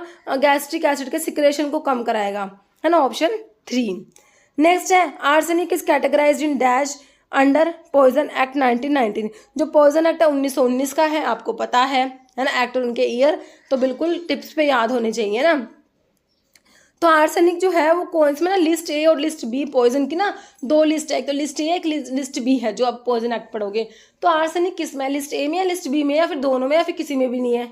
बता दो, ऑप्शन देख लो। तो भाई आर्सेनिक ना लिस्ट ए में आता है, ऑप्शन आपका ये हो जाएगा। आर्सेनिक क्या पॉइजन है, लिस्ट ए में आता है। ओके, नेक्स्ट है Parkinsonism is a common neurological movement disorder. Both levodopa and carbidopa are used. Carbidopa is used because, देखिए levodopa और carbidopa देते हैं दोनों साथ में, तो कह रहे carbidopa क्यों देते हो भाई, मैंने बहुत बार समझाया हुआ आपको।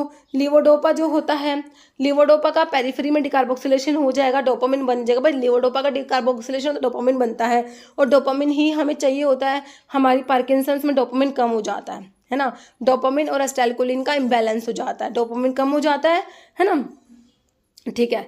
तो ऐसे ड्रग दोगे जो डोपामिन, मतलब डोपामिन का लेवल बढ़ाए, है ना, तो डोपामिन को दे नहीं सकते क्योंकि डोपामिन ट्रिपल बी को क्रॉस नहीं कर पाता, इसलिए डोपामिन को तो दे ही नहीं सकते। तो भाई डोपामिन फैसिलिटेटर दिए जाते हैं, डोपामिनर्जिक एगोनिस्ट देते हो पार्किंसन डिजीज में, डोपामिन के प्रिकर्सर है ये लीवोडोपा जो देते हो। तो इसलिए क्या करते हो, लीवोडोपा के साथ में कार्बिडोपा देते हो। कार्बिडोपा क्या है, पेरिफेरल डिकार्बोक्सिलेज इनिबिटर होता है, पेरिफेरी में डिकार्बोक्सिलेशन को इनिबिट करेगा बच्चों, ये पेरिफेरी में, ना कि ब्रेन में एंटर नहीं करेगा, ये सिर्फ पेरिफेरी में ही डिकार्बोक्सिलेशन को इनिबिट करेगा, जिससे कि ज़्यादा से ज़्यादा लीवोडोपा ट्रिपल बी को क्रॉस करके ब्रेन में चला जाए, ब्रेन में जाकर उसका डिकार्बोक्सिलेशन हो जाएगा, डोपामिन बन जाएगा, जो कि आपको पार्किंसंस डिजीज में चाहिए था। तो साथ में क्यों दिया, पेरिफेरी में डिकार्बोक्सिलेशन को इनिबिट करने के लिए पेरिफेरल डिकार्बोक्सिलेज इनिबिटर में कार्बिडोपा पेनसिलाजाइड आप लोग पढ़ते हो। अभी देखो ऑप्शन है ना, it inhibit L aromatic amino acid decarboxylase को ही तो इनिबिट कराता है, ऑप्शन ए। बाकी ट्रिपल बी को तो क्रॉस नहीं करेगा, ये हटा दो, है ना, ब्लड ब्रेन बैरियर को क्रॉस नहीं करता। फिर कह रहा है इनिबिट माओ ए या माओ बी, तो दोनों इनमें से किसी को भी इनिबिट नहीं करेगा, है ना। माओ बी इनिबिटर में सिलिजिलिन आता है आपका, और रीमा रिवर्स इनिबिटर ऑफ माओ ए जो एंटी डिप्रेसेंट्स में पढ़ते हो, मोक्लोविमाइड और क्लोरगाइलिन पढ़ते हो, है कि नहीं। तो आंसर मेरे हिसाब से ऑप्शन ए क्लियर है बच्चों को। Next, which of the following anti scissor drug is also effective in treating trigeminal neuralgia. Trigeminal neuralgia की ट्रीटमेंट में कौन सा एंटी सीजर ड्रग दोगे ट्राइजेमिनल न्यूरैल्जिया के लिए। प्रिमिडोन जो डीऑक्सीबार्बिचुरेट में आता है ना, बॉडी में जाके फिनोबार्बिटोन में कन्वर्ट होता है प्रिमिडोन। टोपिरामेट है, कार्बामाजिपिन है, लोमोट्रिगिन है। तो ये ना कार्बामाजिपिन जो होता है यही आपका ट्राइजेमिनल न्यूरैल्जिया के लिए ड्रग ऑफ चॉइस होता है। नेक्स्ट है complete blood count measures the level of which blood component. देखो भाई ये कंप्लीट ब्लड काउंट होता है ना, तो ये क्या मेजर करता है, ये ना सारी की सारी ब्लड की आपकी जो ब्लड सेल्स होती है, आरबीसी हो गई, हमारी डब्ल्यूबीसी हो गई, हमारी प्लेटलेट्स हो गई, हमारा हीमोग्लोबिन होता है, हिमाटोक्रिटिन, सबको मेजर करते हैं। कंप्लीट, देखो कंप्लीट ब्लड काउंट नाम से पता लग रहा है ना, तो किसे मेजर करेगा, measure the level of which blood component. तो ग्लूकोज एंड कोलेस्ट्रॉल तो नहीं आएगा इसमें, एंजाइम्स, हार्मोन्स, इलेक्ट्रोलाइट्स, एंटीबॉडी नहीं, इसमें ऑप्शन बी करो बच्चों, हीमोग्लोबिन एंड हिमाटोक्रिट। बाकी आरबीसी, डब्ल्यूबीसी, प्लेटलेट्स भी आती हैं इसमें, ओके। नेक्स्ट है in medical prescription HS stands for hora somni. Important Latin term है hora somni. At bedtime बहुत इंपॉर्टेंट है भाई, एट बेड टाइम कहाँ लिखा हुआ है, ऑप्शन ए में, है ना, ऑप्शन ए हो जाएगा। नेक्स्ट है इनएडिक्वेट spreading of film coating solution on tablet before drawing. इनएडिक्वेट spreading हो जाती है फिल्म कोटिंग सॉल्यूशंस की, टैबलेट के ऊपर इनएडिक्वेट स्प्रेडिंग हो जाएगी ड्राइंग से पहले, है ना। कौन सा, ये ना कोटिंग के डिफेक्ट पढ़ते हो, वहां से क्वेश्चन है।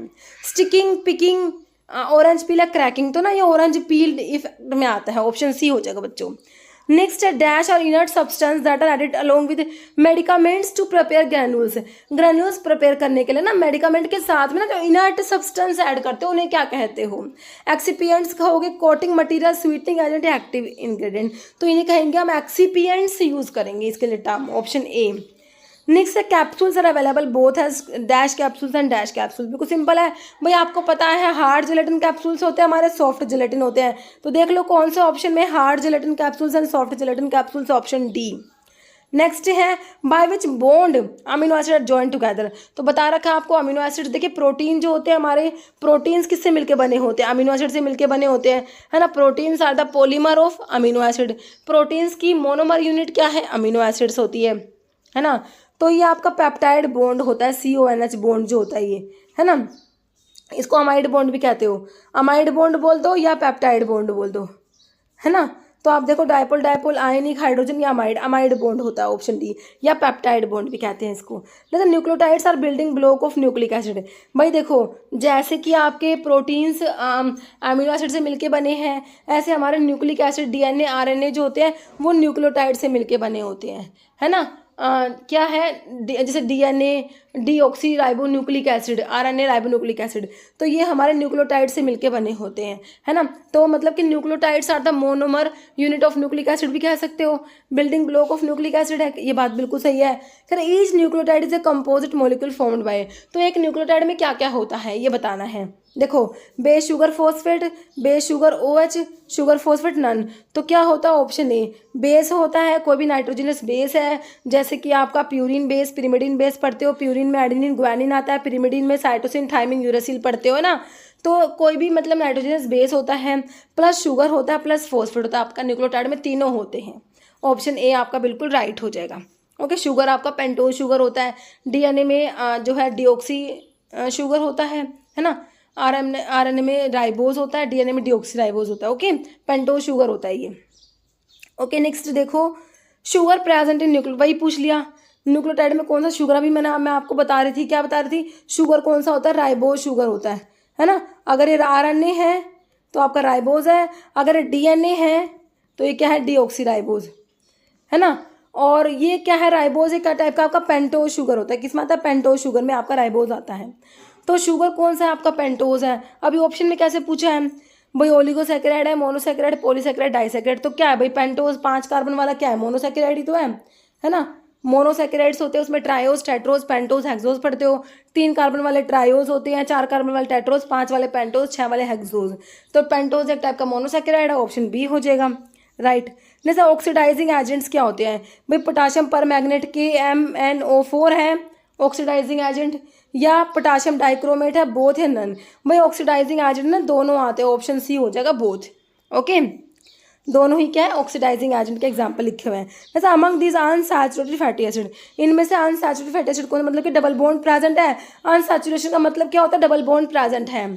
तो देखो, oleic acid, Lorik, palmitic, stearic, तो मैंने आपको बताया स्टीयरिक तो सैचुरेटेड में आता है ना, जिसमें 18 कार्बन थे, है ना। पामिटिक भी सैचुरेटेड में आता है, पामिटिक में 16 कार्बन थे। लोरिक भी सैचुरेटेड में आता है, लोरिक में 12 कार्बन होते हैं।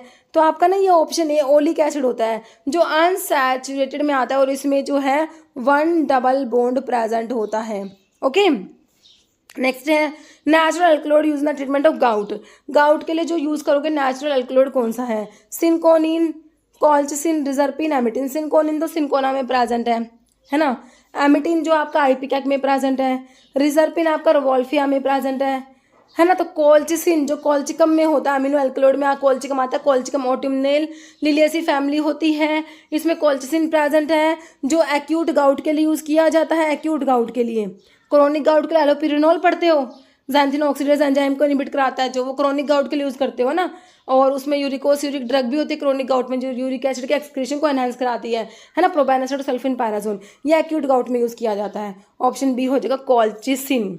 जैसे एप्रोटिक सॉल्वेंट्स क्या होते हैं भाई, एप्रोटिक जो होते हैं ना तो एसिडिक होते हैं ना बेसिक होते।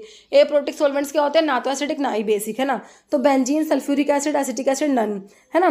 तो इसमें ना बेंजीन है आपका एप्रोटिक, ऑप्शन ए हो जाएगा बेंजीन। नेक्स्ट है रिडक्शन इन केमिकल रिएक्शन, भाई केमिकल रिएक्शन में रिडक्शन का मतलब क्या होता है ये आपने बताना है। एडिशन ऑफ हाइड्रोजन, भाई हाइड्रोजन ऐड हो गया तो सही रिडक्शन हो गया। अगर कह रिमूवल ऑफ ऑक्सीजन, अब ऑक्सीजन रिमूवल हो तो भी आपका रिडक्शन ही है। एक्सेप्टेंस और इलेक्ट्रॉन तो ये भी रिडक्शन है, सारी ही रिडक्शन है, ऑप्शन डी हो जाएगा ऑल। नेक्स्ट है dash issue the licence to blood bank, blood bank को लाइसेंस कौन इशू करेगा, state drug controller, government analyst, pharmacist या नन। तो देखिए जो स्टेट ड्रग कंट्रोलर होते हैं वो ब्लड बैंक के लिए लाइसेंस इशू करते हैं। नेक्स्ट है nutrient antioxidant present in berries, berries में कौन सा न्यूट्रिएंट एंटीऑक्सीडेंट प्रेजेंट है, alpha lipoic acid, catechic acid, ellagic aspartic acid. तो इसमें ना इलाजिक एसिड होता है, ऑप्शन क्या हो जाएगा सी, इलाजिक एसिड। नेक्स्ट है which act primary objective is to make sure that essential drugs available to all at a reasonable price, मतलब कौन से एक्ट का ऑब्जेक्टिव होता है, क्या है objective, to make sure that कह रहे essential drugs are available to all at a reasonable price, पे सभी को अवेलेबल होने चाहिए इसेंशियल ड्रग्स। कौन से एक्ट का ऑब्जेक्टिव है ये, कह रहे DPCO drug price control order, drug and cosmetic act, pharmacy act, none. तो हमारे DPCO का होता है, ऑप्शन ए हो जाएगा ड्रग प्राइस कंट्रोल ऑर्डर। जैसे valeranone is the active constant present in cinchona, jatamansi, myrobalan, काल में। तो वैलिरानोन जो होता है ना ये हमारा जटमंसी ऑप्शन बी जटमनसी में प्रेजेंट होता है वैलिरा नोन। ओके, नेक्स्ट है नॉन एक्वस सोलवेंट, आप लोगों ने बताना non aqueous solvent. Non aqueous मतलब कि इनमें ना वाटर नहीं होता, नॉन एक्वस मतलब कि, तो नॉन एक्वस सोलवेंट कौन सा है, बेंजीन है, टोल्यून है, पायरिडीन है, या सारे ही हैं, तो देखो सारे ही नॉन एक्वस के एग्जांपल्स लिखे, ऑप्शन डी हो जाएगा ऑल, बेंजीन, टोल्यून, पायरिडीन सारे क्या नॉन एक्वस सोलवेंट्स हैं। जैसे मिर कंटेन, मिर किस में आता है, गम है, एल्कलॉइड है, प्रोटीन है, ग्लाइकोसाइड है, तो मिर जो होता है ये ग्लाइकोसाइड्स में आता है। ओलियोगम रेजिन्स में मैं आप गूगल मिर एसोफेटिडा 3 ड्रग बताती हूँ, तो मिर जो है इसमें ओलियोगम रेजिन्स प्रेजेंट है ना, तो ऑप्शन ए हो गया, गम में आ जाएगा मिर। नेक्स्ट है सैना बिलोंग्स टू फैमिली बीइंग, बिल्कुल सिंपल, सैना की फैमिली आप लोगों से पूछी हुई है ना, लेगुमिनोसी, बर्सिलियसी, रामनेसी, स्क्रोफ्लोरियसी, तो सैना की फैमिली लेगुमिनोसी होती है, स्क्रोफ्लोरियसी फैमिली आपकी डिजिटालिस की होती है ना।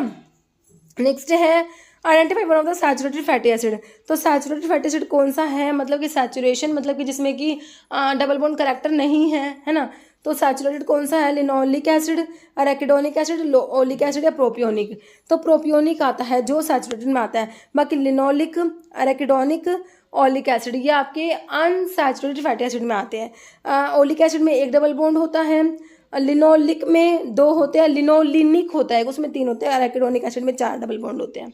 ओके, नेक्स्ट लूनार कॉस्टिक क्या होता है भाई, ये एक सिनोनिम लिखा हुआ है, जो आपके जो इनऑर्गेनिक केमिस्ट्री में जो कंपाउंड्स पढ़ते हो ना उनके जो सिनोनिम से लिखे हुए हैं ये, है ना, तो लूनार कॉस्टिक किसका सिनोनिम है ये बताना है आप लोगों ने, सिल्वर नाइट्रेट AgNO3, है ना, ब्लीचिंग पाउडर जो होता है कैल्शियम ऑक्सीक्लोराइड, है ना, CaOCl2, तो ऑक्सीडोल ये H2O2 का होता है, H2O2 हाइड्रोजन परऑक्साइड का, तो लूनार कॉस्टिक किसका है, ये ऑप्शन ए सिल्वर नाइट्रेट का होता है। ओके, नेक्स्ट है रेस्पिरेटरी स्टिमुलेंट क्या है भाई, एरोमेटिक स्पिरिट ऑफ अमोनिया है, अमोनियम कार्बोनेट है, कार्बन डाइऑक्साइड है या ओल, तो रेस्पिरेटरी स्टिमुलेंट कौन सा है भाई, तीनों ही ड्रग रेस्पिरेटरी स्टिमुलेंट लिखी हुई है, तो हमारा आंसर क्या हो गया, ऑप्शन डी हो गया ओल, ये सारे क्या रेस्पिरेटरी स्टिमुलेंट, रेस्पिरेशन को स्टिमुलेट करेंगे ना, रेस्पिरेटरी स्टिमुलेंट, एनालेप्टिक्स भी जिन्हें बोला जाता है। Which of the following is true about broad spectrum antibiotic, भाई ब्रॉड स्पेक्ट्रम एंटीबायोटिक के बारे में कौन सी बात सही है, कह रहे these antibiotic inhibit the growth of wide range of microorganism, broad spectrum है तो वाइड रेंज ऑफ माइक्रोऑर्गेनिज्म को इनहिबिट करेगी, बिल्कुल सही बात है, जैसे कि आपकी टेट्रासाइक्लिन और क्लोरामफेनिकोल के बारे में बात बताती हूँ, जब मैं आपको कहती हूँ ब्रॉड स्पेक्ट्रम होती है, बैक्टीरियोस्टैटिक होती है, हमेशा ये बात बताती हूँ, प्रोटीन सिंथेसिस को इनहिबिट करती है, टेट्रासाइक्लिन 30S राइबोसोम से बाइंड होता है और क्लोरामफेनिकोल 50S से, है ना, तो वाइड रेंज ऑफ माइक्रोऑर्गेनिज्म को इनहिबिट कराती है, बिल्कुल सही बात है। एग्जाम्पल्स में टेट्रासाइक्लिन, क्लोरामफेनिकोल या क्लोरामफेनिकोल आते हैं। This antibiotic are effective mainly against a single species of microorganisms इधर ग्राम पॉजिटिव और ग्राम नेगेटिव, नहीं ये तो नैरो होती है, ये डेफिनेशन नैरो के बारे में लिखी हुई है ना, ये नैरो स्पेक्ट्रम एंटीबायोटिक होती है, तो हमारा ऑप्शन डी देखो बोथ ए एंड बी, दोनों ए और बी दोनों सही है, तो आंसर ऑप्शन डी हो गया बोथ ए एंड बी। जैसा alveoli is a functional unit of, तो एल्वियोली जो हमारी लंग्स में होती है ना, अच्छा बता ही दिया मैंने, है ना, किडनी, लीवर, हार्ट, तो लंग्स जो होते हैं ना, लंग्स की फंक्शनल यूनिट एल्वियोली होती है, मेन गैसेस एक्सचेंज जो होता है ना लंग्स में वो एल्वियोली में ही होता है। जैसा heart is covered by membrane cold, epidermis, dermis, epicardium, pericardium, जो हार्ट की जो कवरिंग होती है मतलब कि मेम्ब्रेन है दैट इज पेरिकार्डियम, है ना, option D. Next deglutition is a term, deglutition का मतलब होता है स्वेलोइंग, डिग्लूटेशन का मतलब क्या होता है, स्वेलोइंग, ऑप्शन बी। नेक्स्ट है फंक्शन यूनिट ऑफ किडनी, भाई लंग्स की तो आपने एल्वियोली पढ़ी, फंक्शन यूनिट, तो किडनी की क्या होती है, नेफ्रॉन होती है ना, कितनी क्या होती है, मतलब कि लगभग 1 मिलियन नेफ्रॉन होती है एक किडनी में, 2 में कितने हो गए, 2 मिलियन हो गया ना, तो बहुत सारे नेफ्रॉन्स होते हैं किडनी में, तो फंक्शनल यूनिट ऑफ किडनी क्या है, ऑप्शन सी नेफ्रॉन होते हैं। नेक्स्ट है which hormone is responsible for stimulating uterine, uterus को कॉन्ट्रैक्ट कराएगा, कह रहे हैं स्टिमुलेट करेगा uterine contractions during child birth and milk ejection during breast feeding के दौरान मिल्क को इजेक्ट कराएगा, मिल्क इजेक्शन के लिए कह रहे हैं, और यूटेराइन कॉन्ट्रैक्शन के लिए कौन सा हार्मोन रिस्पॉन्सिबल है भाई, ऑक्सीटोसिन, एस्ट्रोजन, प्रोलैक्टिन, प्रोजेस्टेरोन, तो ये हमारा ऑक्सीटोसिन होता है, ऑप्शन क्या हो जाएगा 1 हो जाएगा ऑक्सीटोसिन। यूटेरस को तो कॉन्ट्रैक्ट कराएगा चाइल्ड बर्थ के दौरान, और क्या करेगा मिल्क इजेक्शन कराता है, लव हार्मोन भी बोलते हैं ऑक्सीटोसिन को, ऑप्शन 1 हो जाएगा। Next dash the inferior part of brain stem, का इन्फीरियर पार्ट क्या होता है, सेरिब्रम, सेरिबेलम, ग्रे मैटर या मेडुला ओब्लोंगाटा, है ना, ब्रेन स्टेम जो होता है उसका इन्फीरियर पार्ट जो होता है हमारा मेडुला होता है, ऑप्शन डी। नेक्स्ट है न्यूक्लियस वॉज फर्स्ट डिस्कवर्ड, तो न्यूक्लियस की डिस्कवरी किसने की? रॉबर्ट हुक है, स्ट्रासबर्गर, रॉबर्ट ब्राउन, नन। तो रॉबर्ट ब्राउन ने न्यूक्लियस की डिस्कवरी करी और सेल की डिस्कवरी रॉबर्ट हुक ने करी थी, है ना।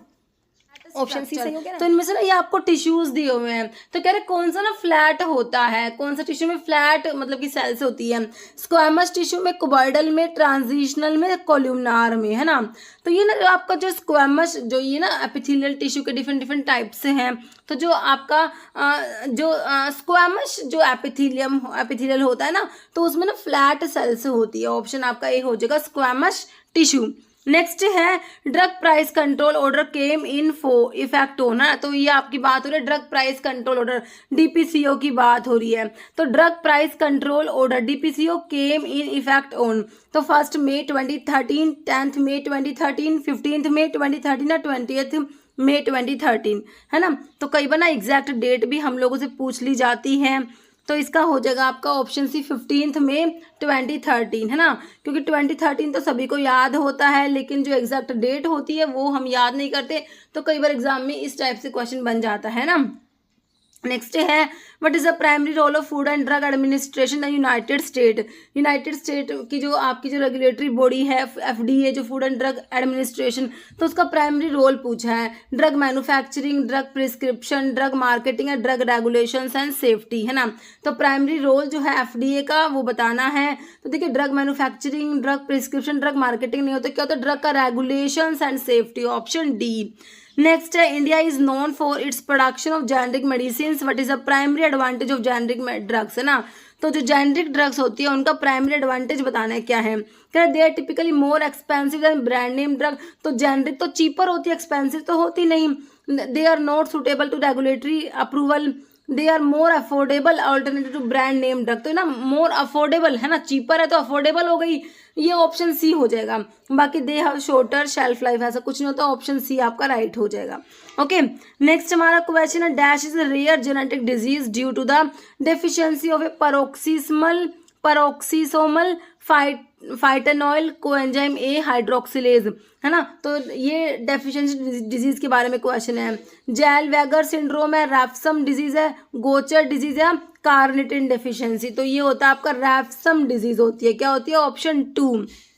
नेक्स्ट है अकॉर्डिंग टू एनडीपीएस एक्ट, जो narcotic drug and psychotropic substance act की बात हो रही है, 1985 का एक्ट है, आपको ये भी याद रखना है ना। तो इसमें कह रहे which of the following is not considered as coca derivative, तो कोका डेरिवेटिव के बारे में कौन सा है जो इसमें से कोका डेरिवेटिव के बारे में सही नहीं है? देखो, crude cocaine that is an extract of coca leaf which can be use directly और indirectly for the manufacture of cocaine, कह रहे crude cocaine that is any extract of coca leaf, coca leaf का कोई extract है जो directly और indirectly cocaine की manufacture में यूज है, तो बिल्कुल सही है। तो ठीक है, ecgonine and all the derivative of ecgonine from which it can be recovered, तो ये भी सही है। फिर कह रहे हैं cocaine that is methyl ester of benzoyl ecgonine, है ना, methyl ester of benzoyl ecgonine and its salt. Next है all preparations containing less than 0.1% of cocaine, देखिए ये लास्ट वाला ही गलत लिखा हुआ है, क्योंकि इसमें क्या होता है ऑल प्रेपरेशंस कंटेनिंग, अगर यहाँ पर ये लेस देन की जगह मोर देन होता तो आपका सही होता है ना। तो ये होता है आपका all preparations containing more than होता, तो आपका ना ऑप्शन ये डी ही गलत लिखा हुआ, बाकी सारी बातें सही लिखी हुई है ना। नेक्स्ट है match the correct pair of morphological class of drug and example, है ना। तो आपने मैच करना है, एक तरफ ड्रग दी, उनके एग्जाम्पल्स दिए हुए हैं, मतलब कि इसमें ना पार्ट दिया हुआ है कि भाई कौन सी ड्रग का कौन सा पार्ट है। देखिए रूट कौन सी ड्रग की पढ़ते हो? क्वेशिया, टर्मरिक, कुर्ची, रोवोल्फे, तो मेरे हिसाब से ए का 4 आपको पता है, रोवोल्फे की रूट यूज होती है, कुर्ची का बार का आपको याद होगा, डी का 3 होगा, है ना। तो अब देखो ए के 4 से आप 2 ऑप्शन पे आ रहे हो, देखो ए का 4 लगाओगे तो ये ऑप्शन बी और डी काट दो, ए के 4 से आप 2 ऑप्शन पे आ गए। अब आपको डी का पता है 3 होगा, तो डी का 3 आपको देखिए ऑप्शन ए में मिला है, बाकी अब आप ऑप्शन सी भी काट दोगे, आपको 2 ऑप्शन आते थे तो आपका आंसर निकल के आ गया। बाकी वुड्स के लिए आपका जो है बी का 1 है, क्वेशिया जो होता है उसका वुड यूज किया जाता है, और राइजोम्स के लिए टर्मरिक हो गया। ओके, तो ये डिफरेंट आपकी कोग्नोसी में ड्रग है, कौन सी ड्रग का कौन सा पार्ट यूज होते हैं, वहाँ से क्वेश्चन है। ऑप्शन ए मेरे हिसाब से बच्चों का क्लियर है। नेक्स्ट है give the correct match from the following category of alkaloid, है ना। तो यहाँ पर भी आपने मैच करना है, एल्कलॉइड की कैटेगरी आप लोगों को दी हुई है ना। तो इमिडाजोल एल्कलॉइड में कौन सी ड्रग पढ़ते हो, पिलोकार्पिन इमिडाजोल एल्कलॉइड आता है। पिलोकार्पस जैबोरेंडी से ऑब्टेन होता है ना। तो ऑप्शन देखिए ए का हो जाएगा 3। अभी ए का 3 आने से आप कितने ऑप्शन पे आ गए, देखो ऑप्शन ए काट दो, ऑप्शन डी काट दो, ए के 3 से 2 ऑप्शन पे आ गए। इंडोल एल्कलॉइड में आपको पता है रिजर्पिन आता है, बी का 2 कौन सा ऑप्शन में, दोनों में है। आइसोक्विनोलिन में आपका पापावरिन आ जाएगा, है ना। तो सी का आपका है 1, सी के 1 से आए आप ये भी काट दो, अब बी काट दो, सी हो गया। बाकी आपका कौन सा स्टीरोडल एल्कलॉइड जो होते हैं, स्टीरोडल एल्कलॉइड में हमारा कौन सा आ जाएगा, ये कुर्ची का कोनेसिन है ना। कुर्ची आपका स्टीरोडल में आता है ना, तो एक कोनेसिन आ जाएगा। डी का आपका क्या हो जाएगा, 4 हो जाएगा। ठीक है, तो ऑप्शन सी मेरे हिसाब से आप लोगों को समझ आ चुका है ना। तो इस टाइप के क्वेश्चन बिल्कुल इजी होते हैं। जैसे lymphatic system consisting of all of the following except, तो लिम्फेटिक सिस्टम होता है, इसमें सारे के सारे मतलब कि इसमें इंक्लूड है, एक को छोड़ के। तो ब्लड, देखिए ब्लड तो लिम्फेटिक सिस्टम में होता ही नहीं है ना। ब्लड ऑप्शन जो है ए ही आपको एक्सेप्ट में आ जाएगा, ब्लड। बाकी लिम्फ नोड्स होते हैं, लिम्फेटिक वेसल्स होती है, लिम्फ होता है ना। तो ये ब्लड नहीं होता, लिम्फ में ब्लड नहीं होता। जैसे normal human blood pH, human जो ब्लड का पीएच होता है वो आप लोगों ने बताना। तो याद रखना 7.35 से 7.45 हमारा ब्लड का पीएच होता है, ऑप्शन बी हो जाएगा। नेक्स्ट क्वेश्चन है बैरियर इन पेशेंट काउंसलिंग।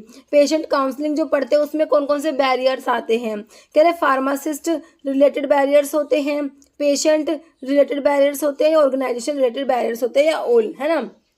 तो बैरियर्स ना आपके सारे ही आते हैं, ऑप्शन डी हो जाएगा all. Next, which vaccine is a suspension of living cells of a strain of mycobacterium tuberculosis, है ना। कौन सी वैक्सीन है जो सस्पेंशन है living cells of mycobacterium tuberculosis and was developed by Calmette Guerin 1906, है ना। तो आपका जो है कार्लमेटन गुएरिन, BCG आपको याद आ रहा होगा, सी से कार्लमेट, जी से गुएरिन, बैसिलस ऑफ कार्लमेटन गुएरिन, है ना। BCG वैक्सीन 1906 में, तो ये ट्यूबरक्लोसिस के अगेंस्ट यूज किया जाता है। तो देखो वही है बस आपका आंसर, तो ऑप्शन बी हो गया, BCG वैक्सीन, है ना। नेक्स्ट है pentavalent vaccine provide protection against.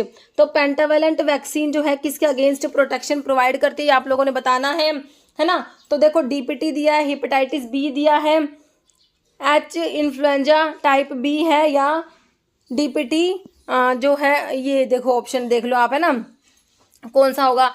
तो पेंटावेलेंट की बात हो रहा है, DPT में मतलब कि 3 आ गए, डिप्थीरिया, पर्टूसिस, टिटेनस, 3 आ गई है ना।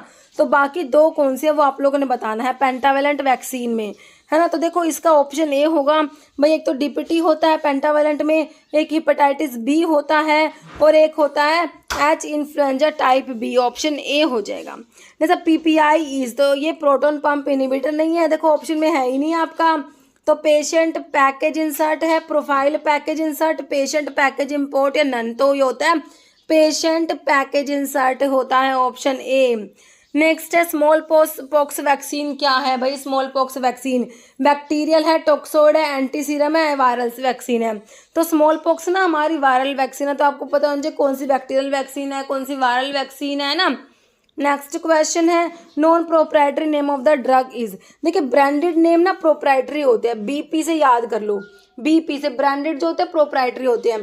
तो नॉन प्रोप्राइटरी कौन से है, code name of drug, chemical name of drug, brand name of drug, या जेनरिक। तो नॉन प्रोप्राइटरी हमारे जेनरिक नेम होते हैं, ओके। ऑप्शन क्या हो जाएगा, D. Next which doses form is typically use for administration of insulin. Insulin के administration के लिए कौन सा डोजेस फॉर्म यूज किया जाता है, इंजेक्शन, टैबलेट, ऑइंटमेंट या कैप्सूल। तो इंसुलिन को सबक्यूटेनियस इंजेक्शन के से एडमिनिस्टर किया जाता है, तो ऑप्शन ए हो जाएगा इंजेक्शंस की फॉर्म में, है ना। नेक्स्ट है ग्लूकोमा का ड्यू टू इंक्रीज। तो ग्लूकोमा जो होता है उसमें क्या इंक्रीज होता है, intracranial pressure, intraocular pressure, intravascular, या इंट्राल्यूमिनल प्रेशर है ये। तो ग्लूकोमा में ना इंट्राओक्यूलर प्रेशर जो होता है वो इंक्रीज हो जाता है। Normal intraocular pressure 10 to 21 mm of Hg होता है, लेकिन in glaucoma it is more than 22 mm of Hg, okay. तो आपका आंसर ऑप्शन बी हो गया। नेक्स्ट है which of the following filler is use to make the bulk of the tablet. का bulk जो है बढ़ाने के लिए कौन से फिलर जो है यूज किए जाते हैं, है ना, तो ये हमारे डाइल्यूएंट्स ही होते हैं। फिलर को वैसे भी डाइल्यूएंट बोला जाता है, ऑप्शन ए। नेक्स्ट है dash is the Latin term for a mouth wash. Mouth wash के लिए लैटिन टर्म आपने बताना है, कोलिरियम है, कोलिनेरियम है, और स्टीली है या कोलिटोरियम। तो माउथ वॉश के लिए आपसे लैटिन टर्म पूछा गया है ना, तो माउथ वॉश होता है कोलिटोरियम। ओके, तो आंसर क्या हो जाएगा आपका, ऑप्शन डी कोलिटोरियम आपका माउथ वॉश होता है। और स्टीली, और ये वर्ड मैंने आपको ईयर के लिए बताया, और स्टीली आपका ईयर ड्रॉप होता है। कोलिनेरियम नेजल वॉश होता है। कोलिरियम आई वॉश है ना, इस आई को ना आई से रिलेट करो, इस कोलिनेरियम इसको नेजल वॉश से रिलेट करो। Next non uniformity of tablet coating. देखिए लैमिनेशन तो लेयर्स में सेपरेट होंगी टैबलेट्स। कैपिंग में टॉप या bottom crown of tablet from the main body of the tablet separate हो जाता है ना। स्टिकिंग में टैबलेट अडेयर हो जाएगी डाई वॉल से। बचा क्या, मॉटलिंग, ऑप्शन बी है ना, तो मॉटलिंग हो जाएगा आपका आंसर। नेक्स्ट हमारा क्वेश्चन है in dry heat sterilization method bacteria are killed due to. तो ड्राई हीट में बैक्टीरिया किल्ड कैसे होता है भाई, ऑप्शन देखो, reduction of essential cell constituents, halogenation होता है, ऑक्सीडेशन या प्रेसिपिटेशन। तो ड्राई हीट जिसमें आप हॉट एयर ओवन यूज करते हो है ना, तो इसमें आपका क्या होता है, ऑक्सीडेशन होता है, एसेंशियल सेल कॉन्स्टिट्यूएंट्स का ऑक्सीडेशन या डिनेचुरेशन होता है ड्राई हीट में। और जो आपका मॉइस्ट हीट होता है ना, उसमें क्या होता है, कोएगुलेशन होता है ना। और गैसेस में अल्काइलेशन होता है, और रेडिएशन में लीथल म्यूटेशन पढ़ते हो, ठीक है। तो इसका आंसर क्या हो गया, oxidation, option C. Next question है injections are generally sterilised by dash method. देखिए इंजेक्शंस को स्टेरिलाइज करने के लिए जनरली तो हमारा मॉइस्ट हीट यूज होगा। बाकी जो injection where fixed oil use as a vehicle, वहां पर ड्राई हीट यूज करना है। ओके बच्चों, तो यहाँ पर जो है injections are generally sterilised by, तो इसके लिए मॉइस्ट हीट स्टेरिलाइजेशन होगा, ऑप्शन बी। फाइट और flight response is primarily mediated by which part of nervous system. Flight और फाइट और फ्लाइट रेस्पॉन्स है ना, देखिए somatic nervous system, central nervous system, parasympathetic nervous system है, सिंपथेटिक। तो ये सिंपथेटिक नर्वस सिस्टम जो इमरजेंसी के टाइम पे, स्ट्रेस के टाइम पे जो एक्टिवेट होता है, सिंपथेटिक है ना, जिसमें क्या होगा, हार्ट रेट ज़्यादा हो जाएगा, टैकिकार्डिया हो जाएगा, ब्रोंकोडाइलेशन हो जाएगा, है ना। तो ये आपका जो इमरजेंसी के टाइम पे काम करता है, तो इसको ना फाइट एंड फ्लाइट रेस्पॉन्स भी कहा जाता है। ओके, तो ऑप्शन डी हो जाएगा। Next which of the following is false, इसमें से कौन सा गलत है। कह रहा alimentary canal is 9 metre long tube extended from mouth to anus through which food pass. कह रहा एलिमेंट्री कैनाल जो है 9 मीटर लंबी होती है, लॉन्ग ट्यूब होती है, जो एक्सटेंड होती है कहाँ से, माउथ से एनस तक, है ना, जिससे अपना फूड पास होता है। फिर कह रहा सलाइवरी ग्लैंड आर 2 पेयर, तो सलाइवरी ग्लैंड 2 नहीं होती, 3 पेयर्स होती है। तो ये गलत हो गया भाई, गलत बात है, ऑप्शन बी गलत है। बाकी वेट ऑफ लीवर, तो लीवर ना लार्जेस्ट ग्लैंड बॉडी की ना लीवर होता है ना, और लार्जेस्ट इंटरनल ऑर्गन भी लीवर कह सकते हो। वैसे लार्जेस्ट ऑर्गन तो आपका स्किन होता है, बट इंटरनल ऑर्गन की बात करेंगे तो लीवर आ जाएगा। तो वेट ना लीवर का 1500 ग्राम लिखा हुआ है, अबाउट सही है, मतलब अबाउट 1500 ग्राम होता है। रिप्स 12 होती है, पेयर्स में भी हमें पता है, तो ऑप्शन बी हो गया, हमें फॉल्स बताना था। जैसे प्रोस्टाग्लैंडिन क्या है भाई, amino autacoid, peptide autacoid, plasma kinin, lipid autacoid. तो मैंने आपको अमीनो ऑटोकॉइड में हिस्टामिन और सीरोटोनिन बताया है ना। और आपके जो है लिपिड डिराइव ऑटोकॉइड्स में एलपी से याद रखते हो। लिपिड डिराइव में कौन कौन सा, prostaglandin, leukotrienes and platelet activating factor. तो आंसर तो ऑप्शन डी हो गया, लिपिड डिराइव ऑटोकॉइड्स में प्रोस्टाग्लैंडिन्स आएगा।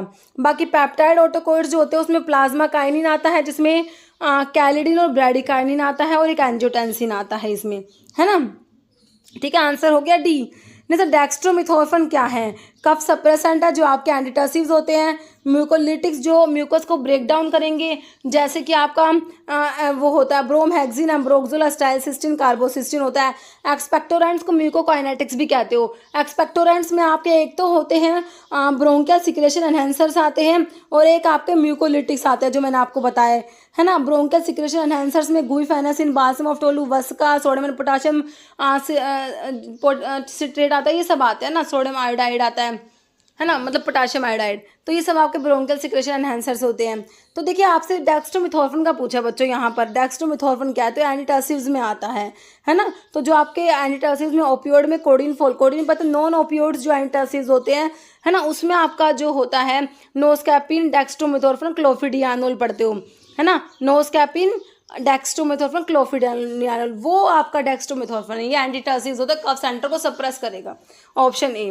नेक्स्ट है noise is measured in units of, तो नॉइज जो होता है ना उसकी यूनिट पूछी हुई है, डेसिबल है, सेंटीमीटर, मीटर या नन, तो ये ना ऑप्शन ए डेसिबल है ना, डेसिबल में इसको मेजर किया जाता है। नहीं सर, मॉलिक्यूल ऑफ इरिथ्रोज कंटेन, तो भाई इरिथ्रोज जो है इसमें कितने कार्बन प्रेजेंट हैं, तो जब आप मोनोसैकेराइड पढ़ते हो तो उसमें 3 कार्बन वाले को क्या बोलते हो, ट्रायोज बोलते हो, 4 वाले को टेट्रोज बोलते हो, 5 वाले को पेंटोज बोलते हो, 6 वाले को हेक्सोज बोलते हो।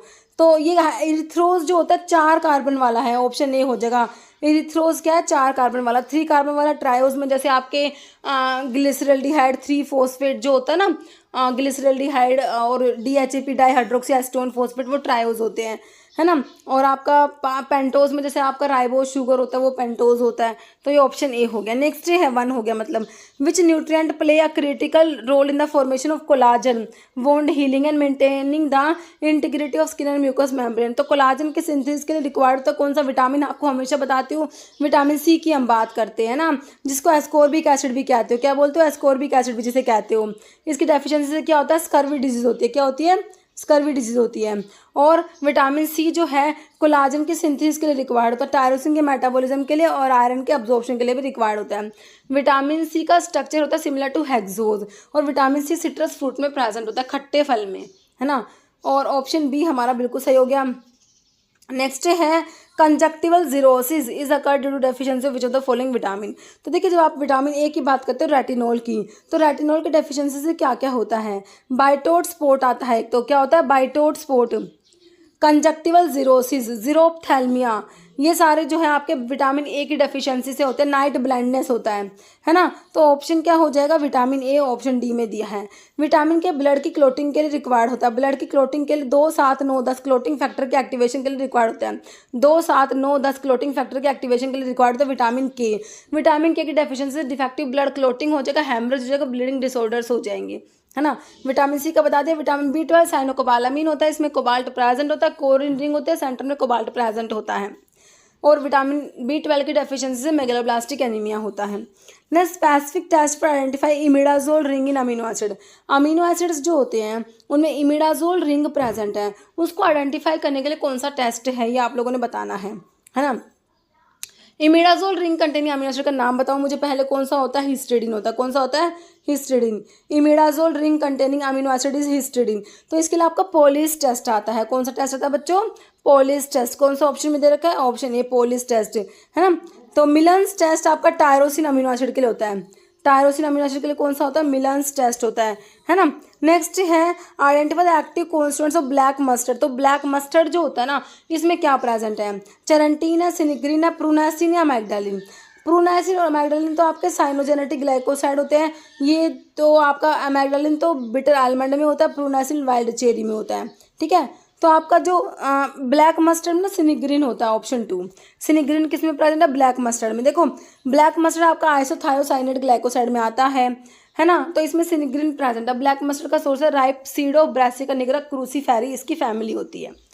जैसे one of the isothiocyanate glycoside black mustard is used as, तो ब्लैक मस्टर्ड का यूज पूछा हुआ है, नर्वाइन टॉनिक है, डिमल्सेंट सेडेटिव है, काउंटर इरिटेंट, स्टिमुलेंट, एक्सपेक्टोरेंट है, तो ना ये काउंटर इरिटेंट होता है, क्या होता है, option 3 counter irritant. Next, what is the use of safed musli, one of the saponin glycoside, saponin glycosides की ड्रग में आपका आता है डायस्कोरिया, सफ़ेद मूसली, लिकोरिश, तावरी, brahmi, ginseng, momordica, senega and quillaia and gokhru, है ना। तो सफ़ेद मूसली जो है इसका यूज़ पूछा है, जनरल टॉनिक है, डायूरेटिक है, गैलेक्टोगोग्यू है, या नर्वाइन टॉनिक है, तो ये आपकी होती है जनरल टॉनिक होती है, ऑप्शन क्या हो जाएगा 1, ओके। सफ़ेद मूसली का इसमें सोर्स लिखा हुआ है peel tuberous root of chlorophytum borivilianum, liliaceae family इसकी, हीकोजैनिन प्रेजेंट होता है इसमें, और जनरल टॉनिक और एफ्रोडीसिएक होती है। Next, what is the biological source of bitter almond का सोर्स बताना है, dried bark of prunus serotina, dried ripe seed of prunus amygdalus, है ना। तो इसमें अमाइगडालिन प्रेजेंट है बिटर आलमंड में, तो वहीं से इसका सोर्स है dried ripe seeds of prunus amygdalus, इसमें अमाइगडालिन प्रेजेंट है, साइनोजेनेटिक ग्लाइकोसाइड्स में ये आता है ना। तो आपका आंसर क्या हो गया, ऑप्शन 2 हो गया, ओके। तो इसमें साइनोजेनेटिक ग्लाइकोसाइड्स में आपके बिटर आलमंड और वाइल्ड चेरी के बारे में लिखा हुआ है। बिटर आलमंड का सोर्स है dry drive seeds of Prunus अमेग्डालस और फैमिली रोजेसी है दोनों की। अमेग्डालिन प्रेजेंट होता है, वाइल्ड चेरी का सोर्स है प्रूनस सिरोटिना, फैमिली वही रोजेसी और प्रूनासिन प्रेजेंट होता है, साइनोजेनेटिक ग्लाइकोसाइड सही है।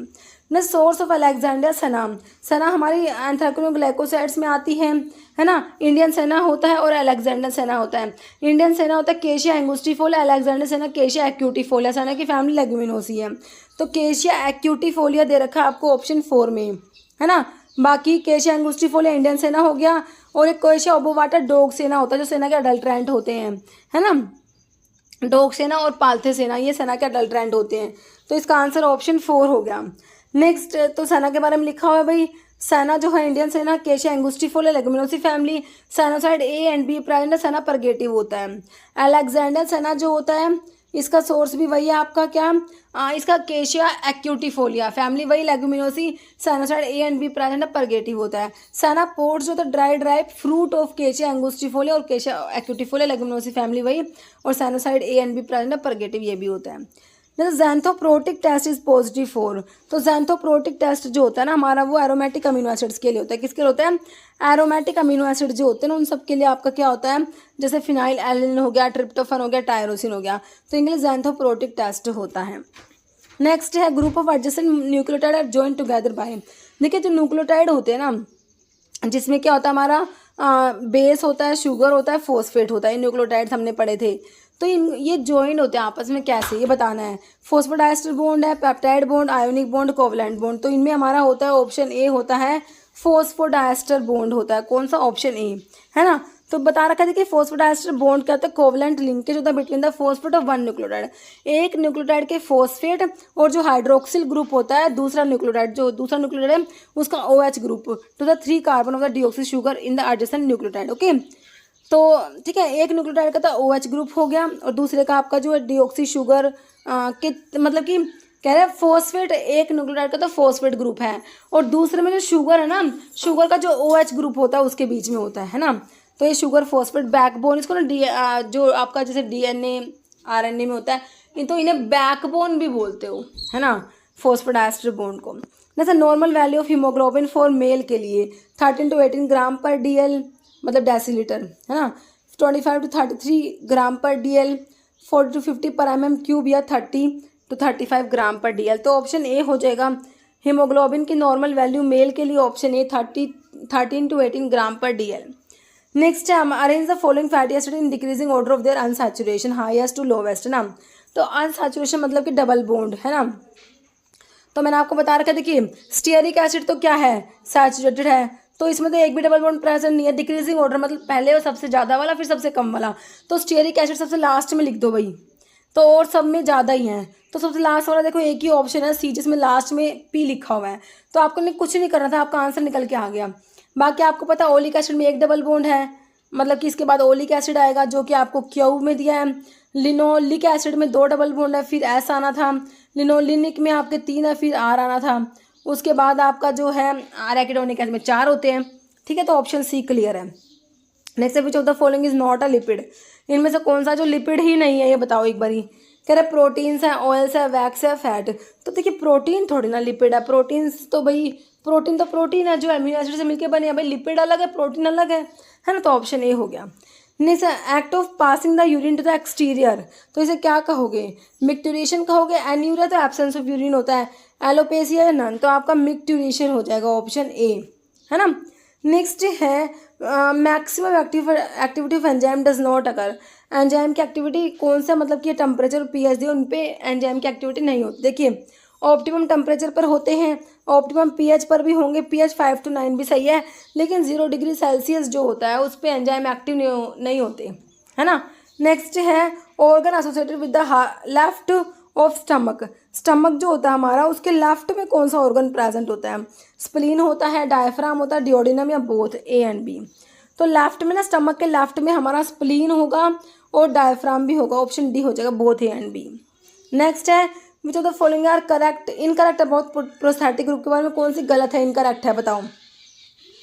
इस टाइप से दो ये स्टेटमेंट है, ऑप्शन इस टाइप से है कि it is a coenzyme or metal ion that is tightly or even covalently bonded to the enzyme protein. Tightly या कोवलेंटली बॉन्डेड होता है एंजाइम प्रोटीन से। Binding of the prosthetic group with the enzyme is temporary. देखो भाई, या तो ये कह रहे टाइटली है तो टेम्परेरी तो होगा नहीं, या तो ये सही है या ये सही है। तो आपने बताना गलत कौन सा, या तो ये गलत होगा या ये गलत होगा। तो प्रोस्थेटिक ग्रुप ना टाइटली बाइंड होता है ना, टाइटली, तो ना गलत तो ये ऑप्शन 2 दे रखा है। तो कह रहे ना कौन सा इनकरेक्ट है, तो ये ऑप्शन 1 हो जाएगा, ओनली 2। ओनली 2 वाला गलत है, फर्स्ट वाला सही है। नेक्स्ट है न्यूक्लियोसाइड इज कंपोज ऑफ। तो मैंने आपको बताया भाई न्यूक्लियोटाइड जो होते हैं ना, न्यूक्लियोटाइड उसमें तो शुगर होगा, बेस होगा और फॉस्फेट तीनों होते हैं। लेकिन जो न्यूक्लियोसाइड होते हैं उसमें क्या होता है, देखिए शुगर बेस फॉस्फेट तीनों नहीं होंगे, खाली बेस भी नहीं होगा, शुगर मोइटी एंड फॉस्फेट या बेस प्लस शुगर, है ना। तो नाइट्रोजनस बेस प्लस शुगर होता है ना। ऑप्शन सी हो जाएगा, nitrogenous base plus sugar moiety.